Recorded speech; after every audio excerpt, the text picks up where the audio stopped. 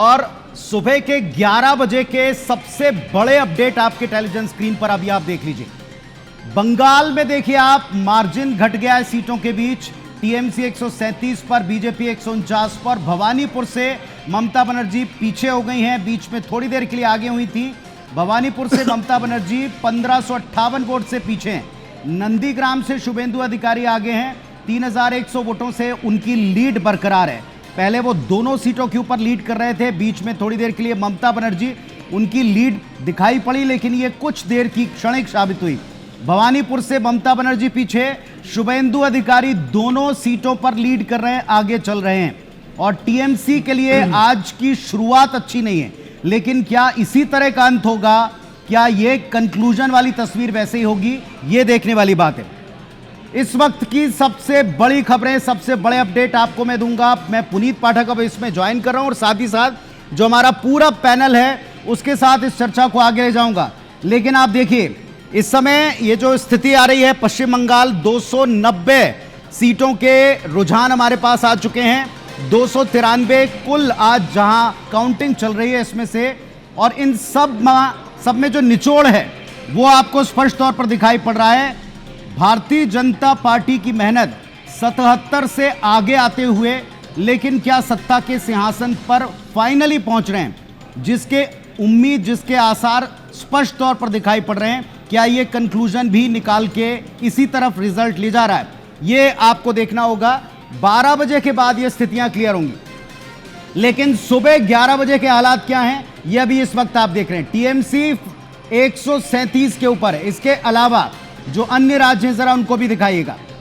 Bharatiya Janata party 149 सीटें final figure है अभी फिलहाल पश्चिम बंगाल का इस वक्त का, बड़ी तेजी से बदल रहा है। असम में क्लियर कट सुबह के पहले घंटे से ही यह बात क्लियर हो गई थी कि भारतीय जनता पार्टी अपनी सरकार को दमदार तरीके से वापस बना रही है। असम में हेमंत बिस्व शर्मा के चेहरे पर अब की बार पहली बार चुनाव लड़ा और 98 सीटों पर लीड कर रहे हैं। अभी 26 सीटों पर कांग्रेस पार्टी है, बाकी और किसी का कोई यहां प्रभाव चलता दिखाई नहीं पड़ा।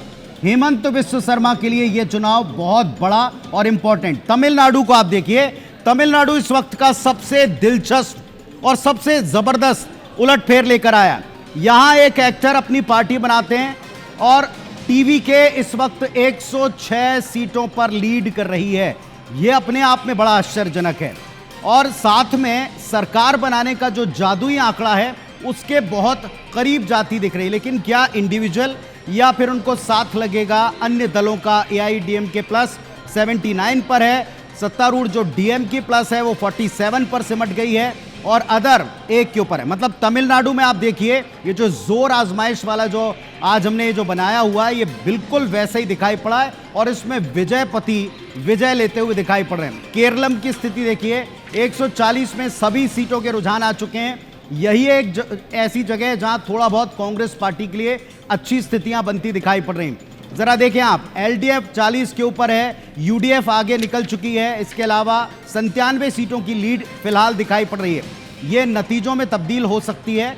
जो एग्जिट पोल्स थे उनके बहुत हद तक करीब ये मामला दिखाई पड़ रहा है। तो केरलम में कांग्रेस पार्टी के लिए इकलौता ऐसा राज्य है जहां पर थोड़ी सी राहत आप कह सकते हैं, नारियल पानी वाली थोड़ी राहत उनको वहां मिली है। और मेरे आने के पहले यहां झालमुड़ी का एक दौर चल पड़ा था पश्चिम बंगाल का, लेकिन फिलहाल जो है आपको आगे वो झालमुड़ी की झाल कितनी तेज बढ़ती है दिखाएंगे। अब जरा देखिए, बड़ा कूल पुडुचेरी, 30 में से 23 सीटों के रुझान सामने हैं आपके टीवी स्क्रीन के ऊपर। भारतीय जनता पार्टी उनके सहयोगी 13 पर, कांग्रेस उनके सहयोगी 6 पर, और बाकी 4 पर। कुल मिलाकर यहां कांग्रेस पार्टी के लिए केवल केरलम है और बाकी जगहों पर भारतीय जनता पार्टी के लिए आज सबसे बेहतर स्थिति है। सबसे बड़ा अगर कोई उलटफेर है तो वो हमको तमिलनाडु में दिखाई पड़ता है, लेकिन सबसे महामुकाबला अगर कहीं भारतीय जनता पार्टी के लिए भी रहा है तो वो रहा है पश्चिम बंगाल।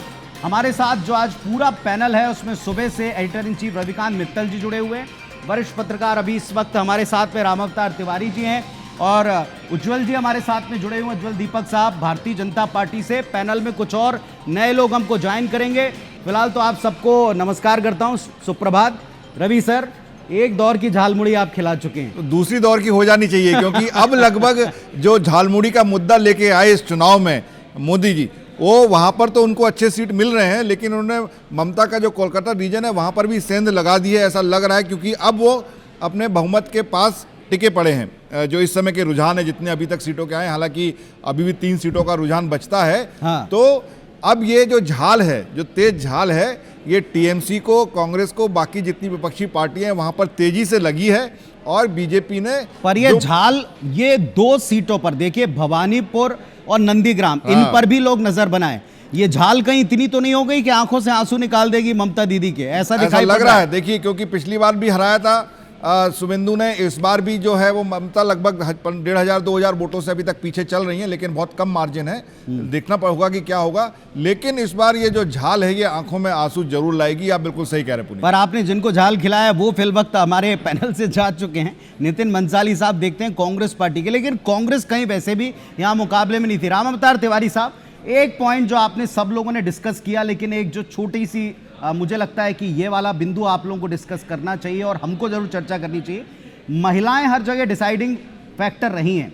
93% की वोटिंग में जो महिलाएं थी, उनमें शहरी महिलाओं का पहली बार भारतीय जनता पार्टी को क्लियर साथ मिलता दिख रहा। आरजीकर मेडिकल कॉलेज के मामले में ममता बनर्जी जिस कदर चूकी थी, जो उनका स्टेटमेंट था रात वाला, वो पूरी तरह हावी दिखाई पड़ रहा है। शहरी महिलाओं ने खुलकर सपोर्ट किया है, जो पहले वोट देने से कहीं कोताही करते थे। तिवारी साहब, देखिए, महिलाओं वोट पे अभी भाजपा ने विशेष ध्यान दिया है कुछ वर्षों में। अब इस चुनाव के दौरान उसी को लेकर लोकसभा में विधेयक लाया गया, महिला आरक्षण बिल को लेकर पूरा हंगामा मचा। अब दूसरे उसका परिसीमन का एक जगह हर राज्य में विशेष सत्र हो रहा है। जिस तरह से महतारी वंदन पूरे मध्य प्रदेश, छत्तीसगढ़, बिहार, सारे राज्यों में प्रयोग सफल रहा है। तो महिलाओं और धर्म और अध्यात्म पे भाजपा विशेष ध्यान देती है, जो महिलाओं का विशेष रहता है। तो महिलाओं के झुकाव होने के कारण धर्म के प्रति, जो धर्म संस्कृति पे भाजपा ज़्यादा जोर देती है, जो महिलाओं का विशेष रुचि झुकाव रहता है। दूसरा, एक बड़ा उलटफेर आ रहा है और मैं इस पर उज्जवल जी से थोड़ी टिप्पणी चाहूंगा। उज्जवल साहब, ये जो मार्जिन है आप देखिएगा, पहले 200 के आसपास तक बीच में जा रहा था, लेकिन अब ये मार्जिन दोनों के बीच में घटता जा रहा है। यहाँ आप देखें, टीएमसी 133, बीजेपी 153। आप सरकार बनाते तो नजर आ रहे हैं, लेकिन टीएमसी इतना पीछे, जो अंडर 100 चल रही थी, वो अब 100 के अबव आ चुकी है। और टीएमसी के तमाम लोग कह रहे हैं कि अभी भी हमको 200 प्लस की उम्मीद है। नहीं पुनीत जी, आपकी बात एकदम सही है। एक क्लोज अभी थोड़ा सा हुआ था बीच में, लेकिन फिर से बढ़ गया है। देखिए, 20 सीटों का अंतर है, और वो इसका कारण ये भी है कि कुछ सीटों के रुझान आना बाकी है। अभी रवि जी और मैं वही डिस्कस कर रहे थे। देखिए, मार्जिन फिर से 20 सीटों का हो चुका है। पर एक बात आप लिख लीजिए कि आज रसगुल्ला और झालमुड़ी की पार्टी हो रही है भाजपा कार्यालय में। आपकी जो पिछली बात थी महिलाओं वाली, मैं उस पर एक टिप्पणी करना चाहूँगा कि ऐसा नहीं है कि केवल एक धर्म विशेष की महिलाएं ही माननीय मोदी जी को वोट कर रही हैं। मैं आपको बताना चाहूँगा कि मुस्लिम महिलाएं भी माननीय मोदी जी पर भरोसा करती हैं। उज्जवल दीपक साहब, लेकिन एक बात है, देखिए मैं फिर कहूंगा कि इस बार बहुत सारे ऐसे पूरे चुनाव के दौरान, प्रचार के दरमियान, सीनियर नेता इस बात को खुलकर स्वीकार करते रहे कि चुनौती है। पिछली बार कहते ना कि थाली में आ गया, लेकिन मुंह को आते आते लग गया, रुक गया। अब की बार ये स्थिति ना बने। अभी भी फाइनली 12 बजे तक, रवि सर, जब तक 12 बजे तक एक फिगर नहीं फिक्स हो जाता, तब तक कुछ भी कह पाना मुश्किल है। इस बीच जो अभी रवि सर बता रहे थे कि एक दौर की झालमुड़ी वो खिला चुके हैं, हमारे झालमुड़ी वाले भाई आ चुके हैं। झालमुड़ी वाले भाई आइए जरा, चलिए उनके पास मुझे को जाना पड़ेगा, मैं आपको लिए चलता हूं।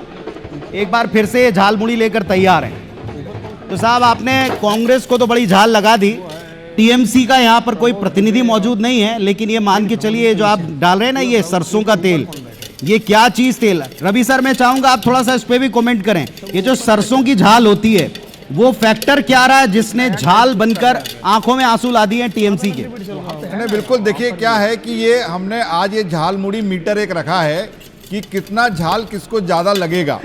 तो ये अब आप देखिए अच्छा कि मीटर है ये झाल मुड़ी मीटर जो है, अब ये पूरी तरीके से खिलाफ हो गया है ममता बनर्जी के, उनको झाल ज्यादा लगी है। हाँ। और मैं कहूंगा कि न्यूज रूम से कि वो मोदी जी का भाषण भी निकाल के दिखाया जिनने कहा कि झाल मुड़ी मैंने खाई और झाल देखिए दूसरों को लगी। इधर रवि सर झाल मुड़ी बन रही है और उधर मुझे जैसा दिखाई पड़ रहा है मिर्ची मीटर की बात कर कांग्रेस रहे हैं। हाँ, पार्टी बिल्कुल, से ये- कांग्रेस पार्टी से प्रमोद दुबे साहब आ गए हैं।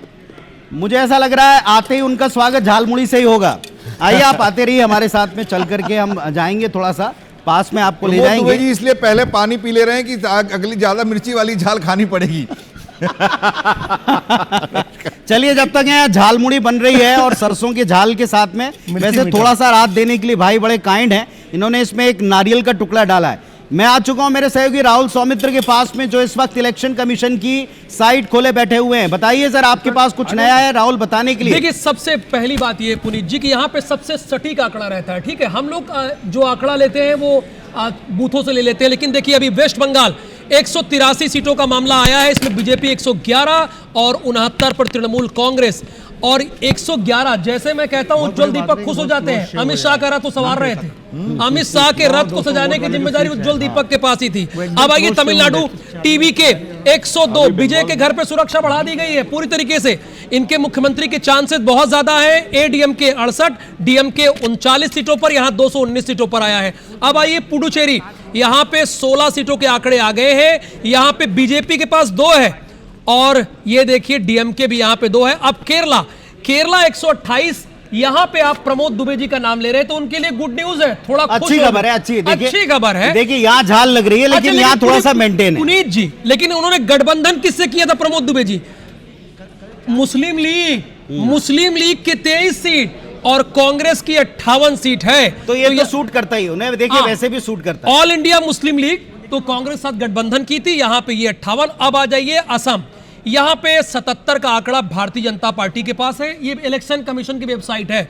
और कांग्रेस के पास 25 और बीओपीएफ के पास 10 सीटें हैं और असम गण परिषद के पास 10 सीटें हैं और एआईयूडीएफ के पास 2 सीटें हैं। ये पुनीत जी इलेक्शन कमीशन का डाटा है, जो अभी तक का, अभी प्रेजेंट टाइम का डाटा है 11:06 का। अब आपको एक पॉइंट जो आप असम का दिखा रहे हैं, देखिए एआईयूडीएफ, हाँ। ऐसी मुस्लिम राजनीति को जहां हर जगह एक ध्रुवीकरण का जरिया बनाया जाता है, इसको लोगों ने खारिज किया है।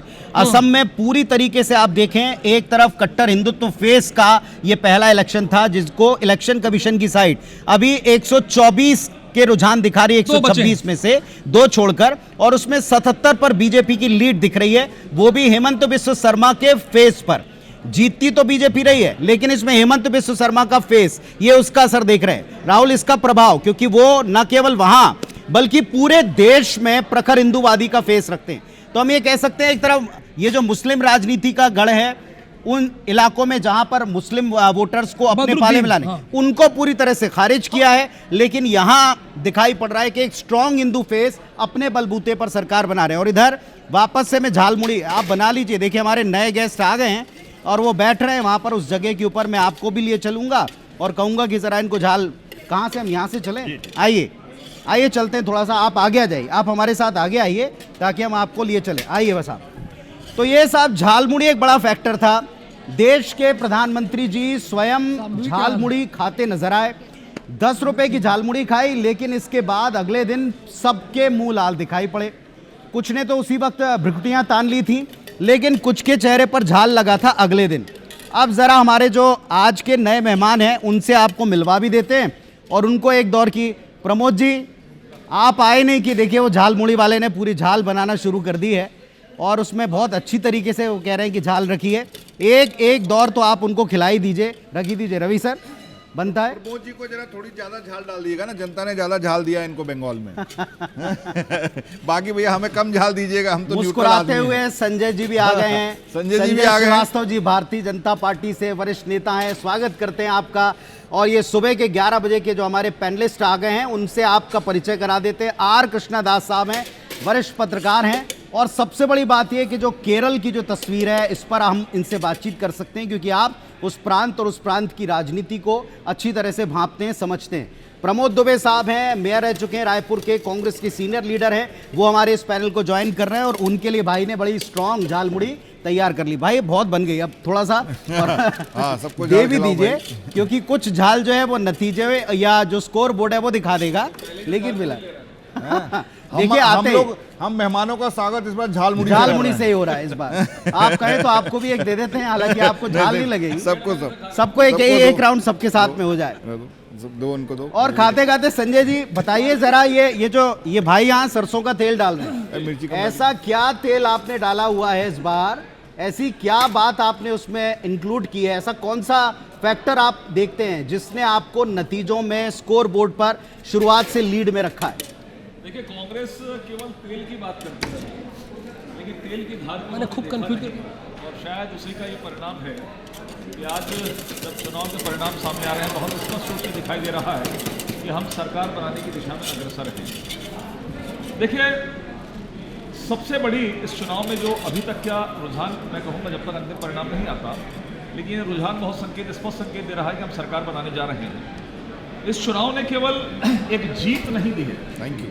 इस चुनाव ने केवल एक भारतीय जनता पार्टी को जीत नहीं दी है, बल्कि उस पश्चिम बंगाल में जहां पर लोकतांत्रिक व्यवस्थाएं पिछले 50 वर्षों से ध्वस्त है, उसको स्थापित करने का जो परिणाम जो सामने आ रहा है, वो सबसे बड़ी चीज है।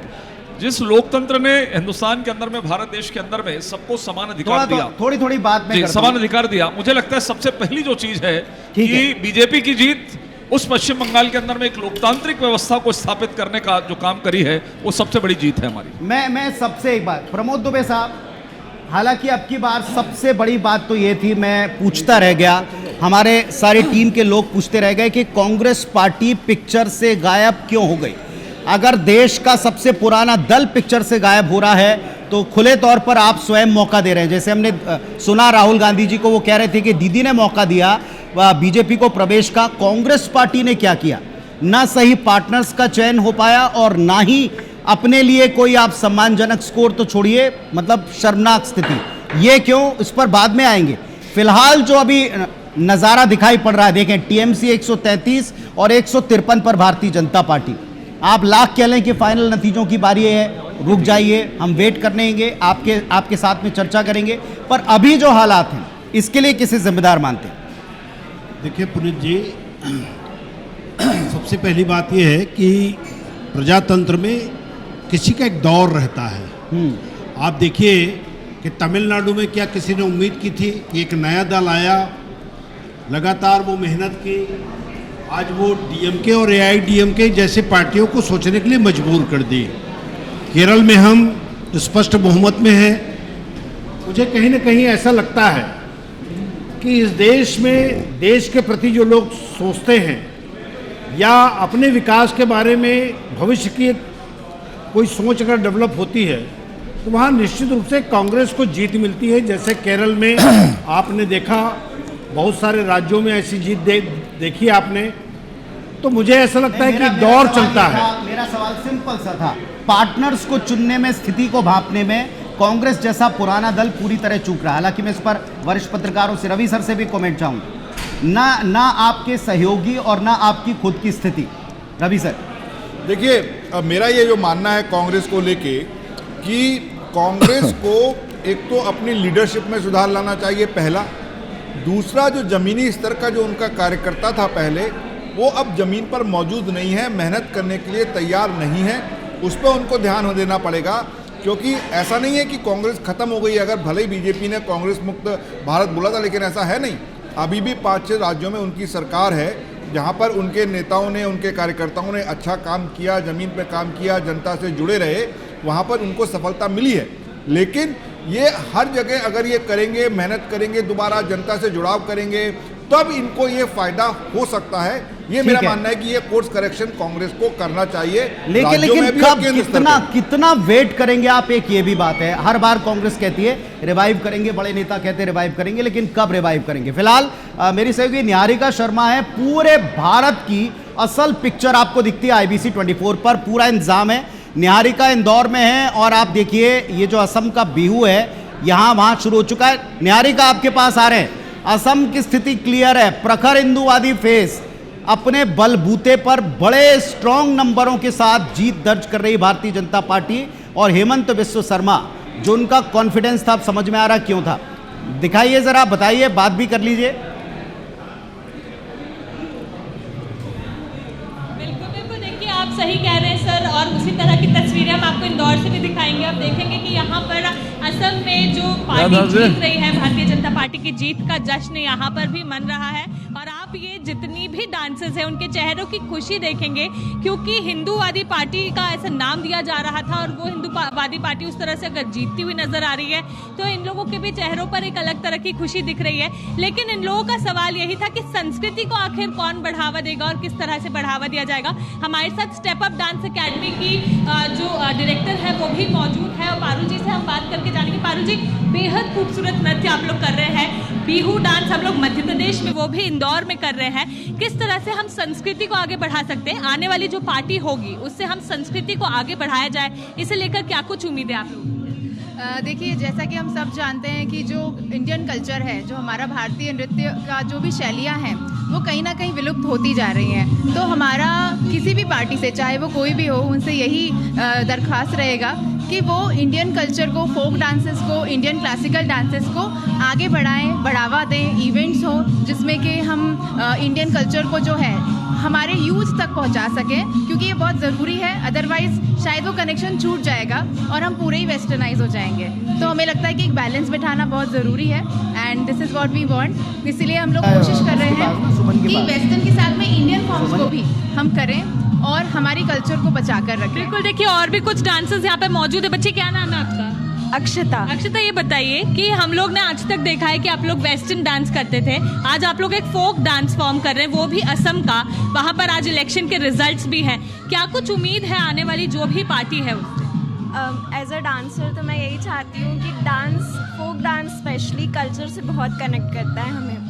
तो मैं चाहती हूँ कि वो डांस के लिए कुछ और इवेंट्स वगैरह करवाए, ताकि लोगों को पता चले कि कौन से रीजन का कौन सा डांस होता है। बिल्कुल, देखिए आप बताइए बच्चे, क्या उम्मीदें हैं आने वाली पार्टी से? As a young person, as a आप ग्रोइंग, मतलब कह सकते हैं यूथ, क्या चाहेंगे आप? हम चाहेंगे असम में सबसे ज़्यादा डांसर्स ने बिहू डांस करके एक रिकॉर्ड बनाया था एक ही स्टेडियम में।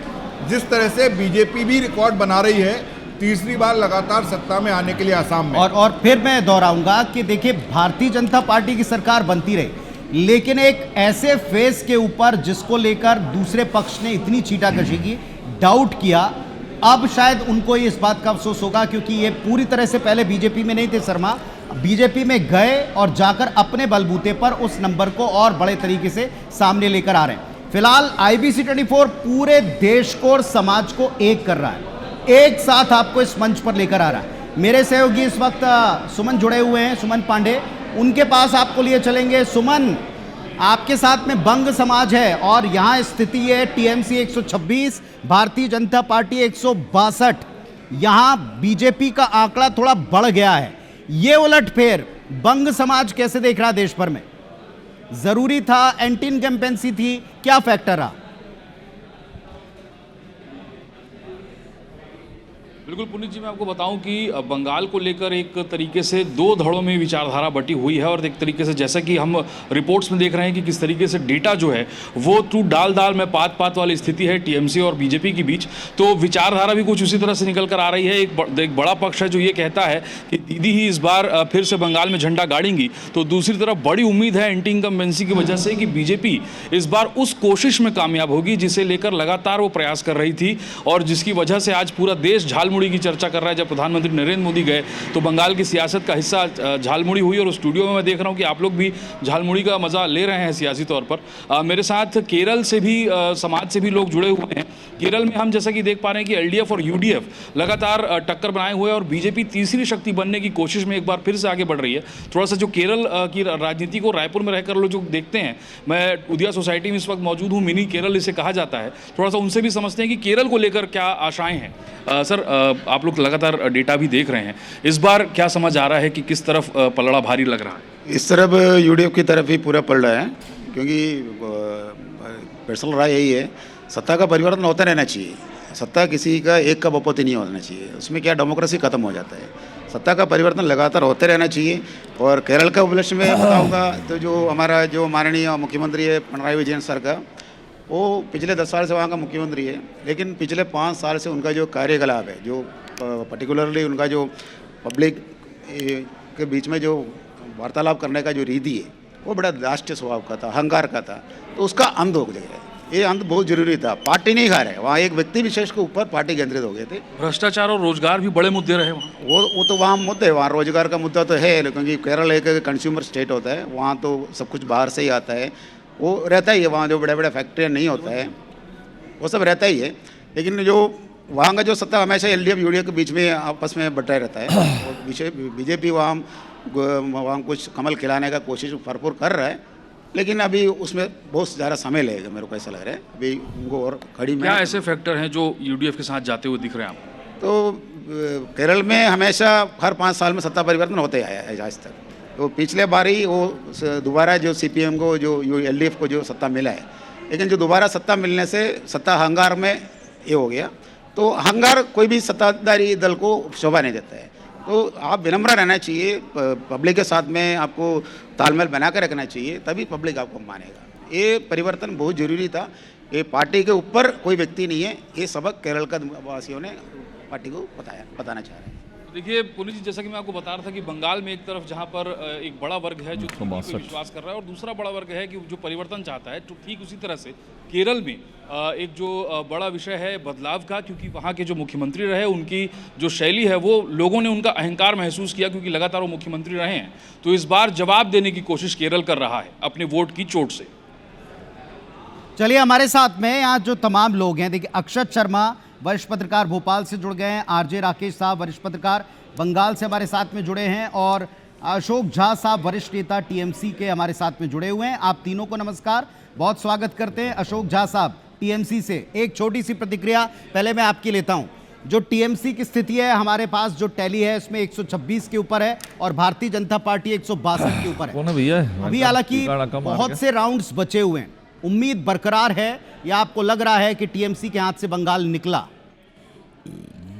देखिए, मैं एक बात बताऊं, सबसे पहले तो मैं आपके चैनल को धन्यवाद दूं कि आपने निश्चित रूप से बंगाल के बारे में जिन मुद्दों को और रुझान देखकर आपने जो कहा है, मैं तो समझता हूं कि खूब लड़ी मर्दानी वो तो ममता दीदी है जो बंगाल की शेरनी है।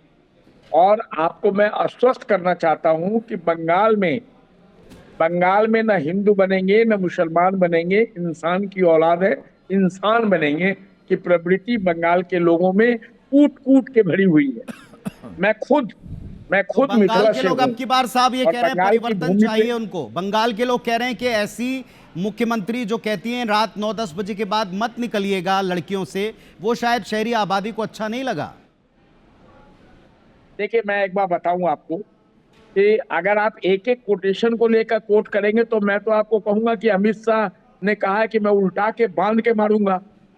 जी ठीक है, मैं आपके पास आऊंगा, आप बने रहिए। जैसे आप IBS 24 पर जुड़े हैं और देख रहे हैं, हम हर एक पॉइंट के ऊपर चर्चा करेंगे। इस वक्त छत्तीसगढ़ के कृषि मंत्री सीनियर नेता रामविचार नेताम साहब जुड़े हैं, भारतीय जनता पार्टी के बड़े सीनियर नेता हैं।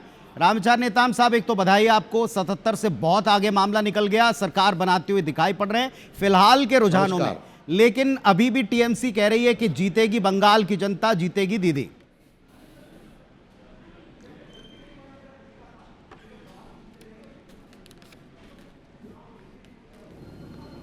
देखिए, उनका सपना रह जाएगा, वो सपना उनका टूटना ही है। भारतीय जनता पार्टी शुरू से ही पूरे विश्वास के साथ चुनाव लड़ी है और जिस प्रकार से कार्यकर्ताओं की पूरी फौज इतना TMC, कांग्रेस और कम्युनिस्ट के अत्याचार अन्याय के खिलाफ जिस प्रकार से संघर्ष किए हैं कार्यकर्ता, और हमारे जो नेतृत्व करता, हमारे जो देश के यशस्वी गृह मंत्री, जो हमारे पूरे देश का रणनीतिकार हैं, उनके रणनीति के आधार पर हमारे भारतीय जनता पार्टी के राष्ट्रीय अध्यक्ष जी का भी पूरा समय वहीं रहा और समय समय पर माननीय प्रधानमंत्री जी वहाँ का दौरा करके कार्यकर्ताओं में, लोगों में उत्साह भरने का जो काम हुआ, आदरणीय अमित शाह जी का रणनीति के आधार पर एक एक बूथ की जो संरचना व्यवस्था किया गया, उस मैनेजमेंट के आधार पर रिजल्ट नहीं अभी कहीं भी, और लेकिन रुझान निष्पक्षता के आधार पर जो रुझान सब चुनाव जगह हुआ, बता रहा है जो हम दिखाएं। उसके आधार पे भारतीय जनता पार्टी का जीत तो सुनिश्चित ही था। और माननीय हमारे गृह मंत्री जी ने घोषणा भी किया था कि 200 हम निश्चित ही हम सीट जीतेंगे, 200 पार होंगे। और मैं समझता हूं कि शाम होते होते तक ये परिस्थितियां बन रही है और भारतीय जनता पार्टी के स्पष्ट वहाँ। लेकिन रामविचार नेताम साहब, इसी एसआईआर पर, इसी व्यवस्था पर जिसको आप कह रहे हैं बड़ा चुस्त और फियरलेस वोटिंग करने के लिए निर्वाचन आयोग ने और केंद्रीय दलों ने काम किया, उसी पर टीएमसी का सबसे बड़ा प्रहार है। वो कहते हैं वहीं से गड़बड़ियां हुई, वहीं से पूरा माहौल बनाया गया बीजेपी के पक्ष में।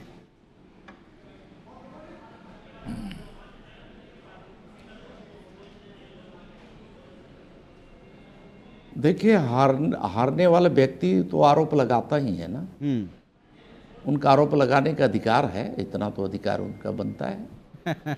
तो जो हार रहे हैं वो तो कुछ न कुछ तो फिक्र दूसरे पर फोड़ेंगे ही। तो अभी आपके पास में कोई फाइनल फिगर, आपके भी सूत्रों ने बताया होगा नेताम साहब, आप भी दूर तक पकड़ रखते हैं, तो कोई फाइनल फिगर आपको लग रहा है कि ऐसा कुछ है जिसको आप यहाँ कोट करना चाहें? मणिपुर में क्या आगे शुभेंदु? 1 मिनट ना भाई, 2 मिनट बस दूंगा, 2 मिनट बस, 2 मिनट बस, अभी 2 मिनट नहीं, निश्चित ही देखिए, भारतीय जनता पार्टी के स्पष्ट बहुमत के साथ पश्चिम बंगाल में सरकार बना रहे हैं। असम में पूरी तरह से एक तरफा माहौल है, तो वहाँ भी सरकार हमारी बनी रही है। तो मैं समझता हूँ कि ये दोनों बड़े राज्य थे। चलिए, आपको शुभकामनाएं भी देता हूं, धन्यवाद देता हूं कि आपने वेस्ट शेड्यूल में से समय निकाला। मेरे सहयोगी अभिषेक इस वक्त हमारे साथ में जुड़े हुए हैं। अभिषेक, अंबिकापुर में आपको लिए चल रहा हूं। अभिषेक, हमें बंग समाज नजर आ रहा है, बताइएगा, आपके साथ में बंग बंधु हैं तो जरा चर्चा कीजिए। और ये जो टीएमसी का 126 का आंकड़ा है, बहुत देर से, बहुत देर बाद, बहुत देर तक यह आंकड़ा थोड़ा फिक्स दिखाई पड़ रहा। 126 ये टीएमसी रुझानों में आगे और 162 भारतीय जनता पार्टी आगे।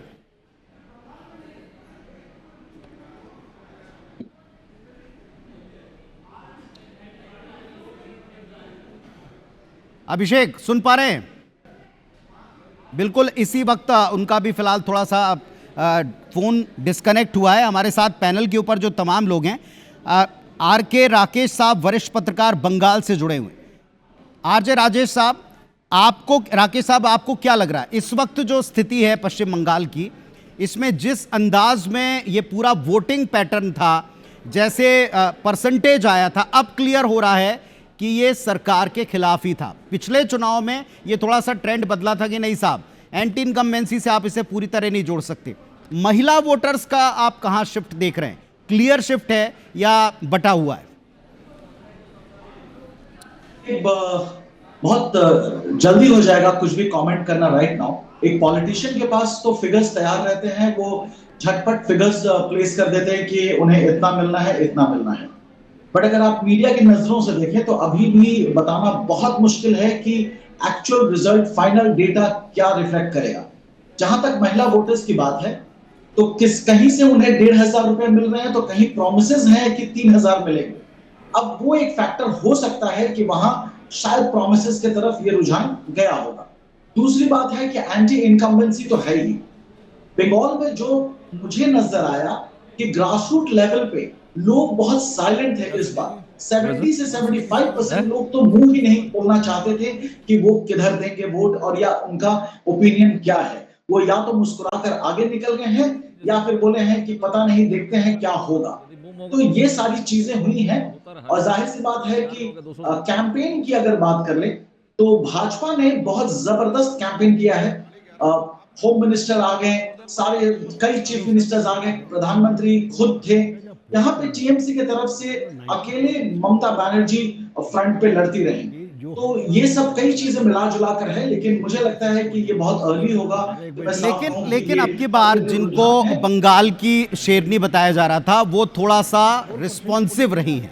हर बार वो कुछ ऐसा करती थी जिसका जवाब बीजेपी को खोजना पड़ता था। अब की बार वे जवाब खोजकर उत्तर देती नजर आई। थोड़ी देर के लिए आपके पास में मैं वापस लौटूंगा, पर इसके पहले हमारे सहयोगी अभिषेक हैं, उनके पास आपको अंबिकापुर लिए चलूंगा, जिनके साथ बंग समाज जुड़ा हुआ है।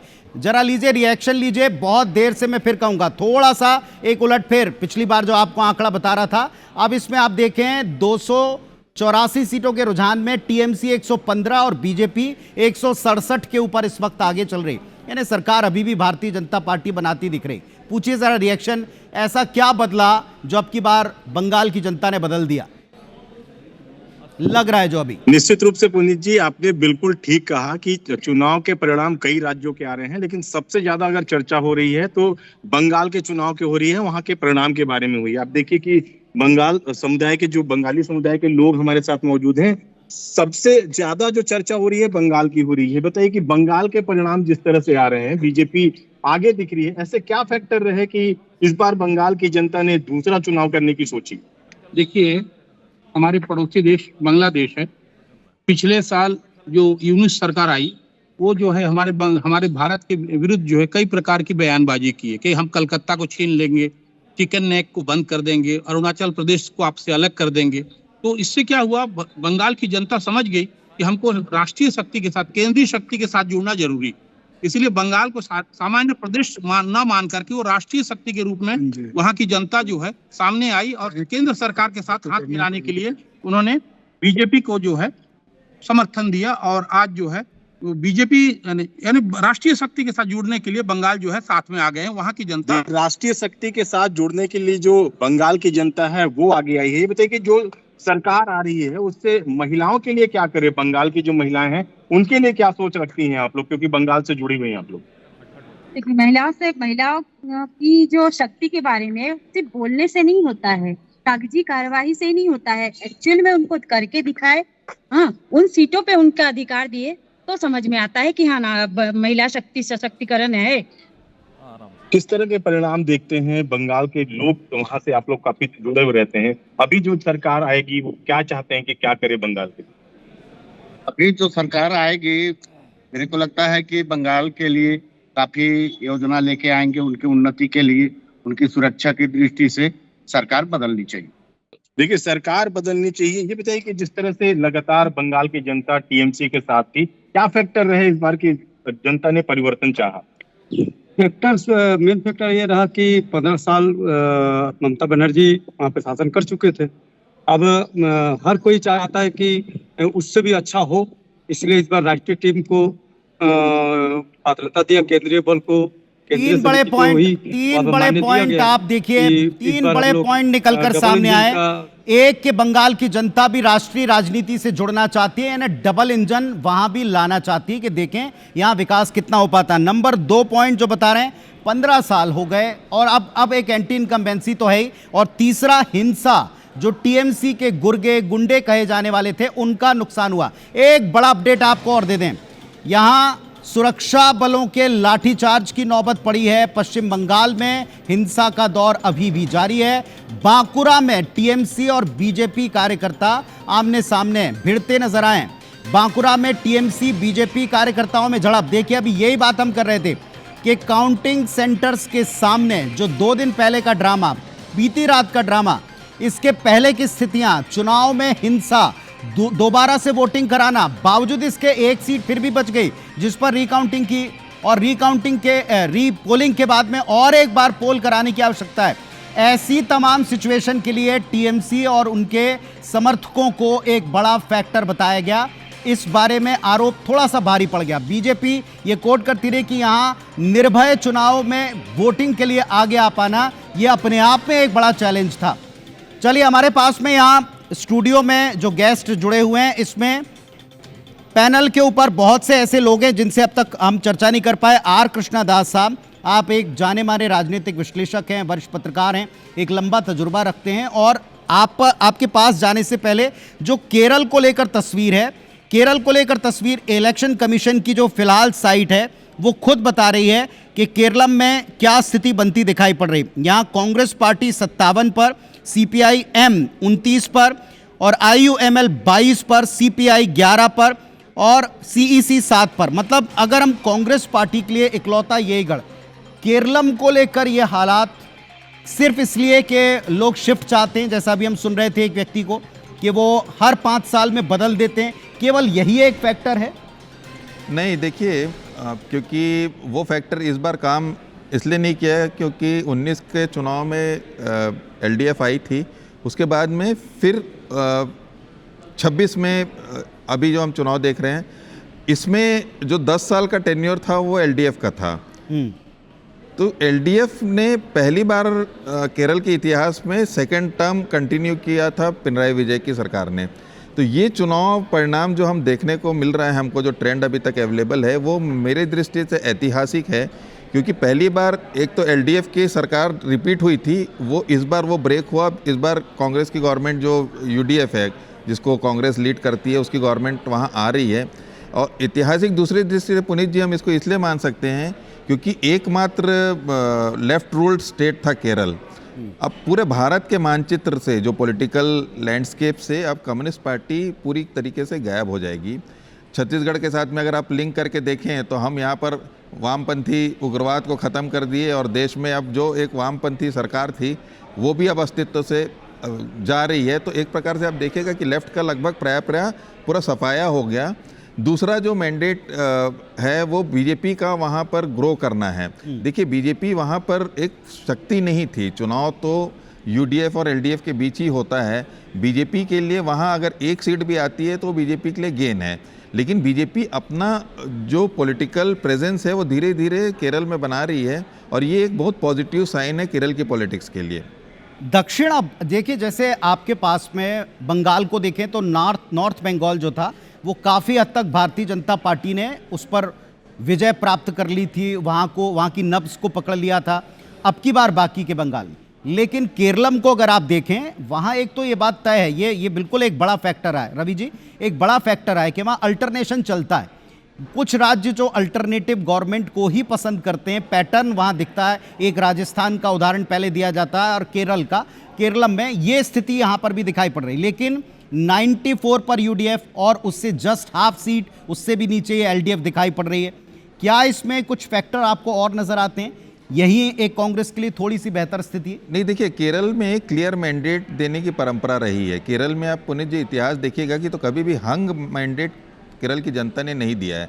अब 100% लिटरेसी की जब बात करते हैं वो आपको पॉलिटिकल फीलिंग्स में भी लोगों की नज़र आएगी। वहाँ पर केरल के इतिहास में कभी भी मिक्स्ड मैंडेट कभी नहीं मिला है। आपको मिला है तो क्लियर मैंडेट मिला। इसलिए आज भारतीय जनता पार्टी को अगर वहाँ पर सरकार बनाने की स्थिति इसलिए निर्मित नहीं हो रही क्योंकि लोगों की मनोस्थिति अभी नहीं बनी है कि वो क्लियर मैंडेट देंगे या तो जो भी आएगा वही सरकार बनाएगा। ये एक केरल के लोगों की फीलिंग है। क्या ऐसी स्थिति है? दूसरा जो पुनीत जी इसमें सबसे बड़ा फैक्टर था कि सबरीमला जो है वो बड़ा केरल की आस्था।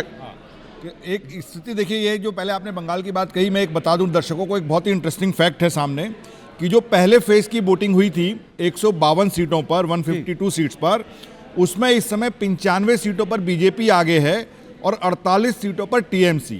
ये वही फेज था जिसके बाद अमित शाह ने कहा था कि नॉर्थ बंगाल में हम 100 सीटें जीतेंगे, तो 95 तक वो पहुंच गए हैं। लेकिन उसके उलट अगर आप देखोगे सेकंड फेज में जिसमें 141 सीटें गई थी चुनाव में, उसमें 70 पर TMC है और 72 पर बीजेपी। यहाँ पे अंतर बहुत कम है।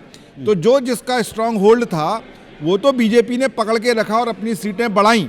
वहाँ पर पिछली बार उनकी 60 सीटें थीं जो अगर 100 होती हैं तो लगभग डबल हो जाएंगी, लेकिन सेंधमारी की है उन्होंने ममता के उसमें।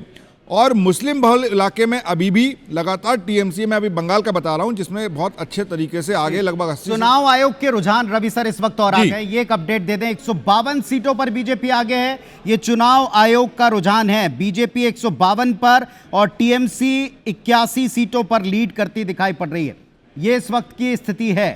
चुनाव आयोग चूंकि पूरी तरह से राउंड्स के ऊपर चलता है, जब तक क्लैरिटी नहीं मिल जाती आगे नहीं बढ़ा जाता। वहां पर TMC 81 सीटों पर लीड कर रही है और भारतीय जनता पार्टी 152 पर। रिएक्शन आ रहा है हेमंत जी का, सुनते हैं हेमंत खंडेलवाल साहब। अपनी कमजोरियों पे काम करना चाहिए, दूसरों पे आरोप लगाना। विपक्ष की नादानी है, अपनी कमजोरियों पे काम करना चाहिए और दावा है कि तो हो गया उनका रिएक्शन। कुछ देर बाद हम वापस से आपको सुनवाएंगे कि क्या उन्होंने कहा, लेकिन जाहिर तौर पर भारतीय जनता पार्टी के लिए अच्छी खबरें आज की तारीख में बहुत ज़्यादा हैं। केरलम को लेकर हम थोड़ी सी चर्चा कर रहे थे और चुनाव आयोग के रुझान जो आए हैं वो भी आपको टीवी स्क्रीन पर दिखा रहे थे। रवि सर, जो दक्षिण का किला है वो भारतीय जनता पार्टी के लिए हमेशा से चैलेंजिंग रहा है। केरलम में जिस तरीके से एक तरफ मुस्लिम सेंटिमेंट्स, उनको उभारने वाले बहुत से फैक्टर रखे गए, दूसरा जो वहाँ अल्पसंख्यकों का दूसरा एक बड़ा तबका है जो पढ़ाई लिखाई से जुड़ा हुआ, प्रोग्रेसिव माना जाता है, अल्टरनेटिव गवर्नमेंट में भरोसा करता है। भारतीय जनता पार्टी वहाँ का फॉर्मूला जैसा भी बता रहे थे दास साहब के, वो क्रैक तो कर चुकी है, लेकिन अभी वहाँ उतना नहीं हुआ कि क्लियर मैंडेट उनको दिया जाए। नहीं, देखिए, भारतीय जनता पार्टी, हमारी किसी वरिष्ठ नेता से बातचीत हो रही थी तो उनका एक मिशन चल रहा है कि अभी हमें किसे पकड़ना है। तो इन चुनावों में उन्होंने वेस्ट बंगाल को पकड़ा है और वहाँ पर उनकी ये मिशन जो है वो सफल होती नज़र आ रही है। केरल अभी उनके एजेंडा में उस तरीके से नहीं है कि हमको केरल में विजय प्राप्त करनी है, क्योंकि केरल में एक तो साक्षरता काफ़ी रही है, वहाँ पर लोग जो वोट जो पैटर्न है वो ऑल्टरनेट रहा था। केवल अगर हम पिछले बार के चुनावों को छोड़ दें जिसमें उन्होंने लेफ्ट फ्रंट को, क्योंकि उनका प्रशासन पे पिनराई विजन की पकड़ अच्छी थी, उसलिए उनको दोबारा सत्ता में लाए थे। लेकिन इस बार थोड़े भ्रष्टाचार के आरोप और धर्म को लेके और मुस्लिम एक जो आप कह रहे हैं उसको लेके जो बात थी, तो ऐसा लग रहा था कि यूडीएफ कांग्रेस को फ़ायदा होगा, जो कि होता हुआ दिख रहा है। बीजेपी सेंधमारी कर रही है, 2 सीटें 3 सीटें, चंद्रशेखरन अपनी सीट से आगे हैं, तो उस तरीके से उनका काम है। लेकिन फोकस उनका केरल में नहीं है, फोकस उनका इस बार तमिलनाडु में भी नहीं था, लेकिन बाय डिफ़ॉल्ट शायद वो इस बार सरकार में आ जाए अगर विजय, जो कि एक्टर जिनको एकदम चमत्कारिक तरीके से वो आगे बढ़ रहे हैं, अगर वो सरकार बनाने की, क्योंकि अगर सबसे बड़ी पार्टी बनेंगे तो उनको सरकार बनाने बिल्कुल अभी दिखाई पड़ रहा है टेली में 108 सीटें, ये इलेक्शन कमीशन का बता रहा हूं आपको। टीवी के 108 सीटों पर लीड कर रही है, सबसे बड़ा दल बनकर उभरी है। एडीएम के 64 पर है और डीएम के 40 पर है। ये इलेक्शन कमीशन का फिलहाल। तो फिर अगर सबसे बड़ा दल है तो उनको सरकार बनाने के लिए बुलाया जाएगा, उनको सहयोगियों की जरूरत पड़ेगी। और चूंकि वो डीएमके के खिलाफ चुनाव लड़े हैं तो एक एआईडीएमके जिसमें बीजेपी भी शामिल है, वो उनका एक गठबंधन बन सकता है। तो बीजेपी बाय डिफॉल्ट तमिलनाडु में सरकार में आ सकती है। पुडुचेरी में तो वो है ही है ऑलरेडी। हमारे साथ में अक्षत शर्मा जी भी हैं, वरिष्ठ पत्रकार, भोपाल से, उनके पास जाऊंगा। लेकिन हेमंत खंडेलवाल साहब का रिएक्शन यह तैयार हो चुका, सुनवाइए जरा वो क्या कह रहे हैं।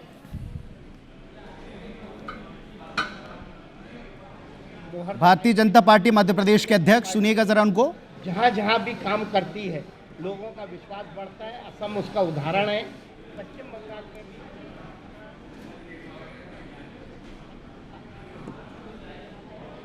हमारे सहयोगी दिखाई पड़ रहे हैं, उनके साथ विवेक जरा बातचीत कीजिएगा, सुनवाइएगा, क्या कहा हेमंत जी ने। मध्य प्रदेश के बीजेपी प्रदेश अध्यक्ष हेमंत खंडेलवाल मेरे साथ है। सर, ये जो मध्य प्रदेश बीजेपी अध्यक्ष हेमंत खंडेलवाल मेरे साथ है। 5 राज्यों के परिणाम इस वक्त जनता देख रही है और बड़ी सफलता भारतीय जनता पार्टी को असम में मिलने जा रही है। और इसके साथ साथ पश्चिम बंगाल में पहली बार बीजेपी रुझानों में बहुमत की तरफ आगे बढ़ गई है। निश्चित तौर पे असम में और पांडुचेरी में तो तय था। पश्चिम बंगाल में भी भारतीय जनता पार्टी की सरकार बन रही है। मोदी जी के नेतृत्व को पूरे देश की मोहर लगी है। मैं वहाँ की जनता को धन्यवाद देना चाहूँगा जिन्होंने भारतीय जनता पार्टी को ऐतिहासिक जीत की तरफ बढ़ाया। भारतीय जनता पार्टी की सरकार जहाँ जहाँ रही, मोदी जी के नेतृत्व में आम जन का क्या हित हो सकता है, उसी पे हमारी सरकार। ममता बनर्जी आरोप लगा रही है ईवीएम पे, स्ट्रांग रूम पे। देखिए साहब, जब भाजपा जीतती है तो ऐसे आरोप लगते हैं, जब भाजपा नहीं जीतती। हम झारखंड में नहीं जीते होंगे, हम इससे पहले पश्चिम बंगाल में नहीं जीते होंगे, अभी केरल में भी नहीं जीते।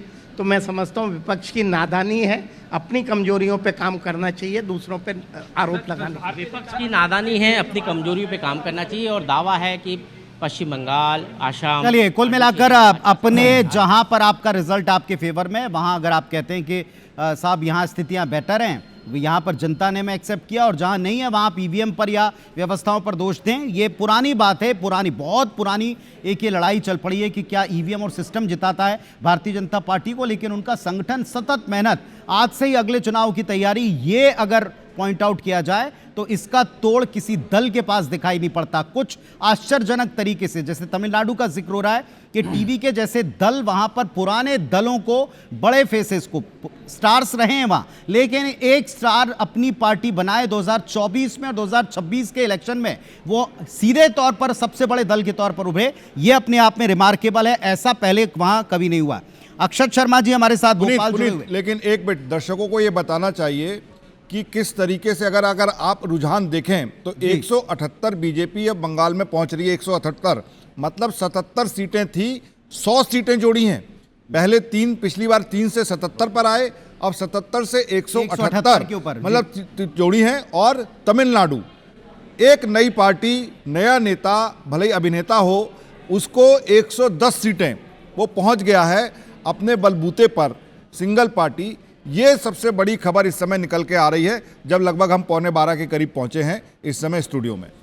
तो अब यहां पर आप देख लीजिए 118 सीटें मात्र उनको चाहिए और अब 10 सीटें केवल थलपति को चाहिए। अगर इस लिहाज से देखें 10-11 सीटें अगर हम, और वो भी हम इलेक्शन कमीशन की साइड से आपको ये अपडेट देना है कि अगर इसके मुताबिक चलते हैं तो उनको 10 से 11 सीटें और अगर मिल जाती हैं रुझानों में, अगर वो इस पर बढ़त को अपने बरकरार रख पाते हैं, यही नंबर अगर लेकर आते हैं और 10-11 सीटें इसमें और जोड़ लेते हैं तो वो क्लियर कट मेजॉरिटी में। और ये अपने आप में बड़ा रिमार्केबल है कि उस तमिलनाडु में हो रहा है जहां लिटरेसी लेवल और पॉलिटिकल अवेयरनेस थोड़ी ज्यादा मानी जाती।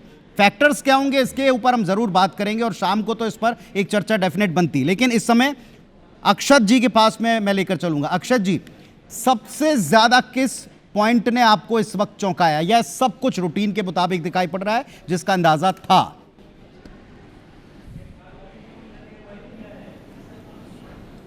सबसे ज़्यादा तो पश्चिम बंगाल ने ही अप्रत्याशित परिणाम दिए हैं।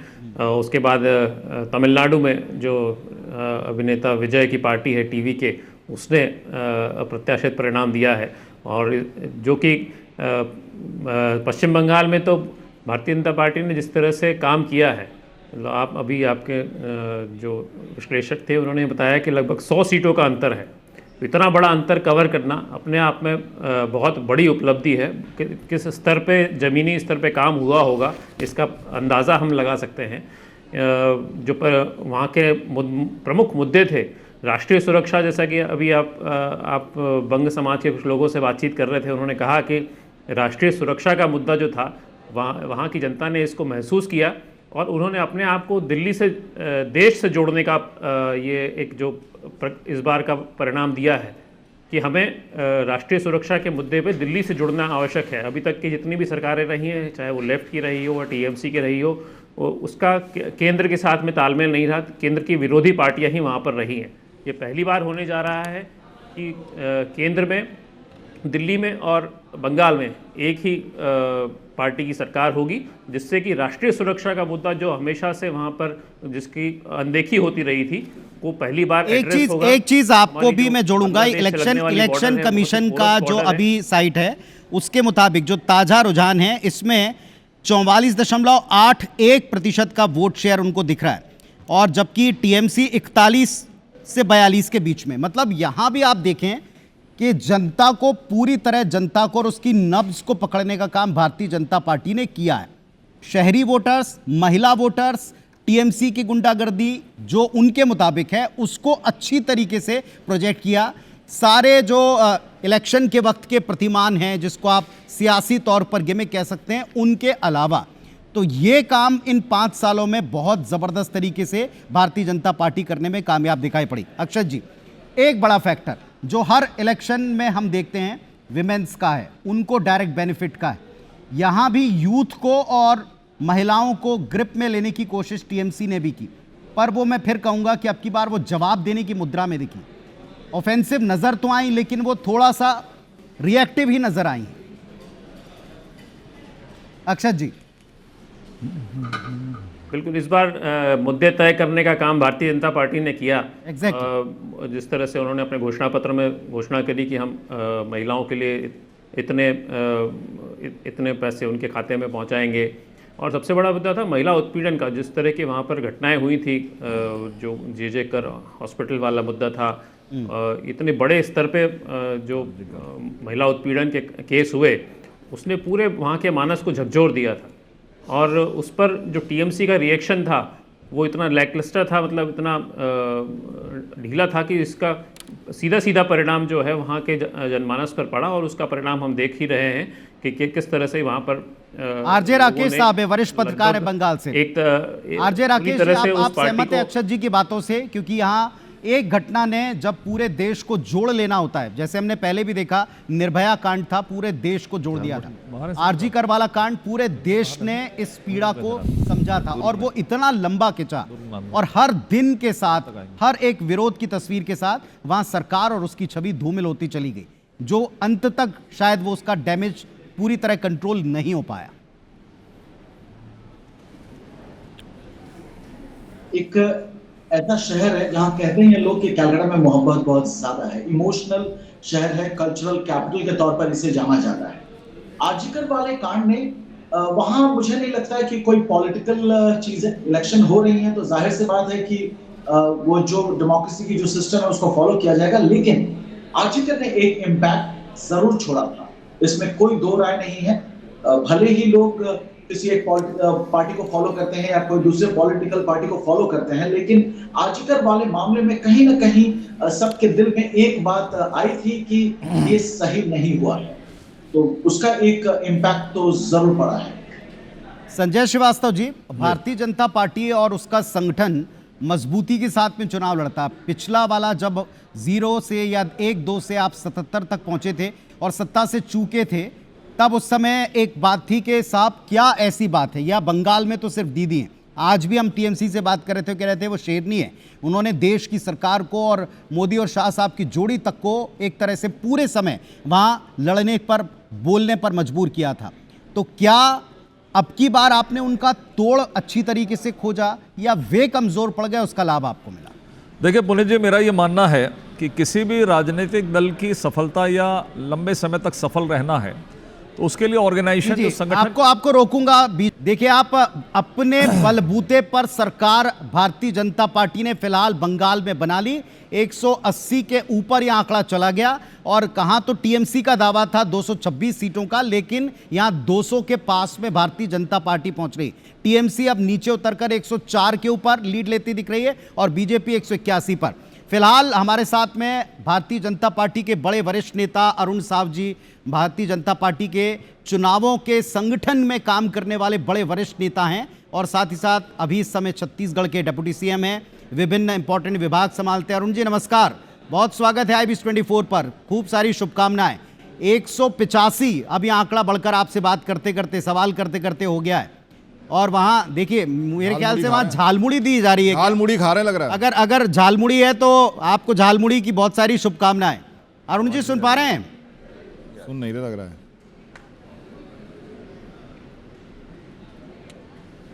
नहीं, अरुण जी शायद हमको नहीं सुन पा रहे। अरुण जी सुन पा रहे हैं हमें? झालमुड़ी नहीं है, जुड़ा नहीं है, नहीं तो कहाँ नहीं सुन रहे। संजय जी, झालमुड़ी खाई जा रही, आज का फेवरेट डिश झालमुड़ी हो गया। पुनीत जी, थोड़ी झालमुड़ी इधर भी भेजें तो अच्छा लगेगा। यहाँ तक अभी आई नहीं है। झालमुड़ी वाले को एक्टिव करो यार। बंगाल में देखिए मुंह मीठा कराया जाता है, ये पहली बार देख रहे हैं, खट्टा मीठा नमकीन तीखा झाल वाली चीजें ये खिलाई जा रही। जुड़ गए क्या हमारे साथ? अरुण जी जुड़ गए क्या? ये मोमेंट मिस नहीं करना चाहते हम, दिखाइए जरा। अरुण जी नमस्कार, सुप्रभात। IBC 24 पर सब आपको झालमुड़ी खाते हुए देख रहे हैं इस वक्त। जो बातचीत होगी झालमुड़ी के बाद ही होगी।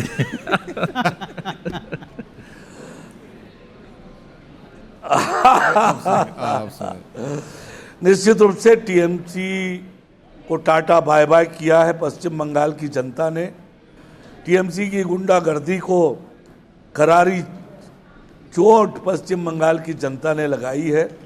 बहुत ऐतिहासिक जीत पश्चिम बंगाल में भारतीय जनता पार्टी की हुई है। ये नरेंद्र मोदी जी के नेतृत्व पर भरोसा और अमित शाह जी, नितिन नवीन जी के कुशल रणनीति का परिणाम है। हमारे सैकड़ों कार्यकर्ताओं ने अपनी बलिदानी पश्चिम बंगाल की खुशहाली और तरक्की के लिए दिया है, और आज ये जो सफलता मिली है, लाखों कार्यकर्ताओं ने जो मेहनत की है और मेहनत करके टीएमसी के गुंडागर्दी के खिलाफ मुकाबला किया है, और बहुत मेहनत, बहुत संघर्षों के बाद ये जीत मिली है। जीत ऐतिहासिक है, यादगार है और हम बीजेपी के एक एक कार्यकर्ता के लिए गौरव का विषय है कि हमारे प्रथम राष्ट्रीय अध्यक्ष की जन्मभूमि पर भगवा लहराया है, कमल खिला है। ये हमारे लिए गौरव का विषय है। श्यामा प्रसाद मुखर्जी के अपने स्टेट में आपकी सरकार नहीं थी, ये बात बीजेपी कई मंचों पर कहती थी और कार्यकर्ताओं को ये बात अंदर से सालती थी। पर आज जो आपने ये जो झालमुड़ी खाई है सुबह सुबह, ये वाकई खाने की इच्छा थी, ये कोई निर्देश आ गया है या किसी को चिढ़ाने के लिए आप खा रहे हैं, झाल लगाने के लिए खा रहे हैं?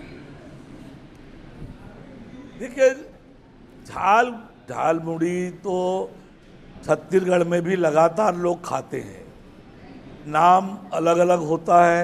मैं भी तकरीबन इलेक्शन के दिन तो लड्डू चलते हैं, इमरती चलती है, मिठाइयाँ चलती हैं, झालमुड़ी पहली बार चल रही रवि जी। रसगुल्ला बंगाल था, रसगुल्ला चलता तो ये समझ में आता, लेकिन आज जो है झालमुड़ी चल रही। मिठाइयाँ भी चल रही है, मिठाइयाँ भी चल रही है, जलेबियाँ भी चल रही है, झालमुड़ी भी चल रही है। ये बड़ी जीत है। अब आता हूँ इसी झालमुड़ी पर। जिस प्रकार की दुर्दशा और कुशासन जी टीएमसी ने पश्चिम बंगाल में करके रखा था, आम लोगों का जीना दूभर कर दिया था। टीएमसी, ममता दीदी जिस प्रकार से घुसपैठियों के साथ खड़ी हुई थी, आज ये एक नया परिवर्तन, एक बड़ा परिवर्तन पश्चिम बंगाल में हुआ है। न केवल देश सुरक्षित हुआ है, देश के संप्रभुता के साथ भी पश्चिम बंगाल में टीएमसी करती रही है। अरुण जी, देश की सुरक्षा को भी अरुण जी, सबकी ड्यूटी चुनाव में लगी थी और अब की बार उत्तर बंगाल के अलावा बाकी बंगाल को अपने पास रखना ये चैलेंज था। अब की बार ये जो झालमुड़ी जो आप खा रहे हैं और जिसकी झाल अभी इस समय टीएमसी को लगा रहे हैं, इसमें किस एक फैक्टर को, क्योंकि झालमुड़ी में देखिए आप खट्टा भी होता है, मीठा भी होता है। मीठा मतलब चुनावी वायदे जिनको आपने प्रॉमिस किया, खट्टा मतलब जितनी आपकी पुरानी बिटरनेस है गवर्नमेंट के प्रति, एंटी इनकम्बेंसी जिसको कहते हैं, उसको आपने उभार दिया। और इसमें कुछ नमकीन तड़के भी लगाए जो चुनावी माहौल में झालमुड़ी खाने जैसे प्रतिमान थे उनको भी दिखाया गया। किस फैक्टर का सबसे बड़ा आप इसमें योगदान मानते हैं जो आप 187-88 पर हैं, 100 के 200 के पार आप जाते हुए दिखाई पड़ रहे हैं, जो आपका दावा है? पुनीत जी, मैं आपसे बहुत स्पष्ट रूप से कहना चाहता हूं कि भारतीय जनता पार्टी के राजनीति का आधार ही जनहित, राष्ट्रहित और विकास की राजनीति रही है। और नरेंद्र मोदी जी के नेतृत्व में सरकार बनने के बाद तो ये प्रमाणित हो गया है कि इस देश के अंदर विकास की राजनीति चलेगी, राष्ट्रहित की राजनीति चलेगी, जनहित की राजनीति चलेगी। न तुष्टीकरण की राजनीति नहीं चलेगी, भाई भतीजावाद की राजनीति नहीं चलेगी, चरित्र हत्या की राजनीति नहीं चलेगी, अफवाह की राजनीति नहीं चलेगी, षड्यंत्रों की राजनीति नहीं चलेगी। ये देश की राजनीति में प्रमाणित होता रहा है। पश्चिम बंगाल का चुनाव परिणाम भी इसी को बताता है कि यहाँ नरेंद्र मोदी जी के नेतृत्व में सबका साथ, सबका विकास, सबका प्रयास, ये मूल मंत्र को जनता ने स्वीकारा है और यही भारतीय जनता पार्टी की राजनीति का आधार है। पूरे देश में ये स्वीकार्य हो रहा है, ये पता चलता है। अरे बीच में एक अरुण जी, बीच में एक छोटी सी टिप्पणी आपकी चाहूंगा।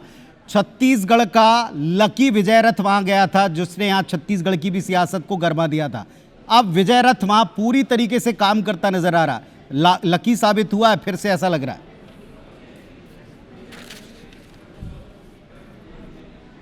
देखिए, ये देश हमारा है।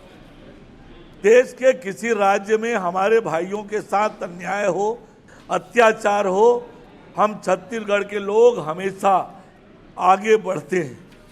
और पश्चिम बंगाल के हमारे माताओं और बहनों के साथ, पश्चिम बंगाल के हमारे नौजवानों के साथ, पश्चिम बंगाल के बहू बेटियों के साथ जिस प्रकार का अत्याचार पश्चिम बंगाल में हो रहा था, छत्तीसगढ़ का कोई एक एक व्यक्ति उससे दुखी था और इसलिए हमने भी वहाँ पर जो संभव योगदान हो सकता था जाकर किया है कि वहाँ के लोगों के साथ हम खड़े हों, पश्चिम बंगाल में भी सुशासन आए।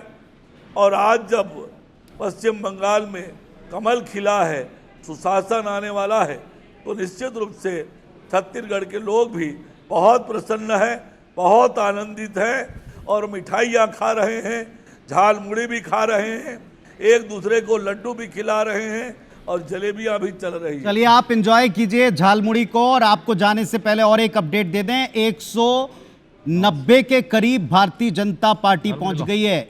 190 में एक सीट कम और बाकी टीएमसी का आंकड़ा घटकर 97 पर आ चुका है। 189 भारतीय जनता पार्टी का इस वक्त ये समय हो रहा है 12:05 और इस वक्त का सबसे बड़ा अपडेट, बंगाल में Bharatiya Janata party clear majority के साथ में सरकार बनाती दिख रही है। अगर यही परिणामों में परिलक्षित हुआ तो 189 भारतीय जनता पार्टी का आंकड़ा, टीएमसी 97 के ऊपर है और लेफ्ट और उसका सहयोगी 2 के ऊपर दिखाई पड़ रहा है।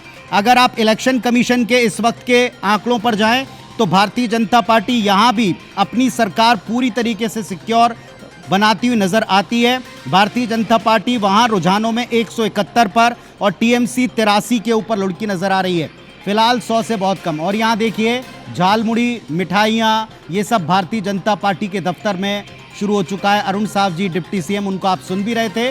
अब आप मुख्यमंत्री जी को सुनिए, छत्तीसगढ़ के मुख्यमंत्री जी, उनका भी रिएक्शन आ गया, सुनवाइए जरा। भारतीय जनता पार्टी एनडीए के लिए बड़ी खुशखबरी है कि पश्चिम बंगाल में भी पिछले कुछ समय तक भारतीय जनता पार्टी के पक्ष में अच्छा रुझान आ रहा है और मुझे पूरा विश्वास है कि वहां की जनता को टीएमसी की जो निरंकुश सरकार थी उससे निजात मिलेगा और वहां पर भारतीय जनता पार्टी की स्पष्ट बहुमत में सरकार बनेगी। आसाम में तो निश्चित रूप से बनी रही है, पुदुचेरी में भी भारतीय जनता पार्टी वहां पर भी जीत रही है। अब आप देखिए जश्न की तस्वीरें पूरे देश से भारतीय जनता पार्टी के खेमे से आ रही हैं और ये तस्वीर आ रही है कोलकाता से, पश्चिम बंगाल से। देखिए आप, आज का तो हिट रवि सर झालमुड़ी ही है। आप भले ही बगल में रसगुल्ला का एक वो देख रहे हैं, लेकिन साथ में झालमुड़ी का जो झाल लगाता हुआ नतीजा या रुझान जो है वो आप हर जगह पाएंगे। यानी आज की तारीख में अगर सबसे ज्यादा हाई रेटेड कोई चीज है तो वो झालमुड़ी है। बिल्कुल, देखिए मैं दर्शकों को बताऊं, इस समय लगभग अब जो रुझान है उसमें ज़्यादा अंतर नहीं आने वाला है, 10 से 12 सीटों का इधर से उधर हो सकता है। तो आखिर बीजेपी क्यों जीती वहाँ पर या क्यों जीत के रास्ते पर है? एक तो जो बीजेपी ने बूथ मैनेजमेंट किया उसका वहाँ पर असर दिखा है, जो मैन टू मैन मार्किंग की और अपने कार्यकर्ताओं को ज़मीन पर लगाया, उससे उनको फ़ायदा हुआ है। एक उनका जो वोट पोलराइजेशन, जो घुसपैठियों को लेके जो बातचीत थी, उससे उनको फ़ायदा हुआ है। हिंदू वोट एक तरफ हुए हैं और उन्होंने बीजेपी को वोट दिया है। महिलाओं का जो समर्थन लिया है, अब आप देखिए कि जो आरजी कर की जो पीड़िता थी उसकी मां को उन्होंने टिकट दिया और वो अपनी सीट से जीत रही हैं। तो एक ये बहुत बड़ा जो महिलाओं को लेके वो साथ चले, उनको 3000 रुपये का उन्होंने वादा किया और ये सारा उनने मुद्दा उठाया। चौथा, कट मनी, मतलब जो एक भ्रष्टाचार का मुद्दा था वो बंगाल में बहुत ज़्यादा बढ़ गया था, उसको उन्होंने काफ़ी फोकस में लाया और उन्होंने कहा कि हम भ्रष्टाचार मुक्त आपको सरकार देंगे। और बंगाल के जो कैरेक्टर है, बंगाल के चरित्र को राष्ट्रीय चरित्र से उन्होंने जोड़ने की कोशिश की। वंदे मातरम को उन्होंने पूरा गाने के लिए कंपलसरी किया। तो एक ये थे और एक मोदी फैक्टर। अगर आप मोदी के पूरे कार्यकाल उसमें देखें, चुनाव के दौरान झालमुड़ी को उन्होंने सेंटर स्टेज पे लाया, झालमुड़ी किया, उसके बाद आज तक हम उस झालमुड़ी की बात कर रहे हैं। और जब दूसरे फेज की काउंटिंग थी उससे एक दिन पहले वो सिक्किम में जाके फुटबॉल खेल रहे थे। फुटबॉल एकदम ब्लड में बसा हुआ है वेस्ट बंगाल के लोगों में। तो उन्होंने वहाँ पर, बताइए, मोदी फुटबॉल खेल रहे बच्चों के साथ। तो ये एक जिस तरीके से उनकी ये एक जो कहते हैं सांकेतिक जो संकेतों को लेकर ये जो राजनीति थी, लोकल नब्ज को पकड़ लेना बिल्कुल। और अमित शाह की वहाँ पर ग्राउंड में मेहनत, उन्होंने लगातार वहां पर रहकर जिस तरीके से एकदम नज़र रखी, वॉर रूम में वो लगातार बने रहे, तो ये अगर हम सारी उनकी स्ट्रेटजी देखें बीजेपी की, तो ये उनको बंगाल में एक भारी बहुमत की तरफ लेते हुए जाते हुए दिख रही है।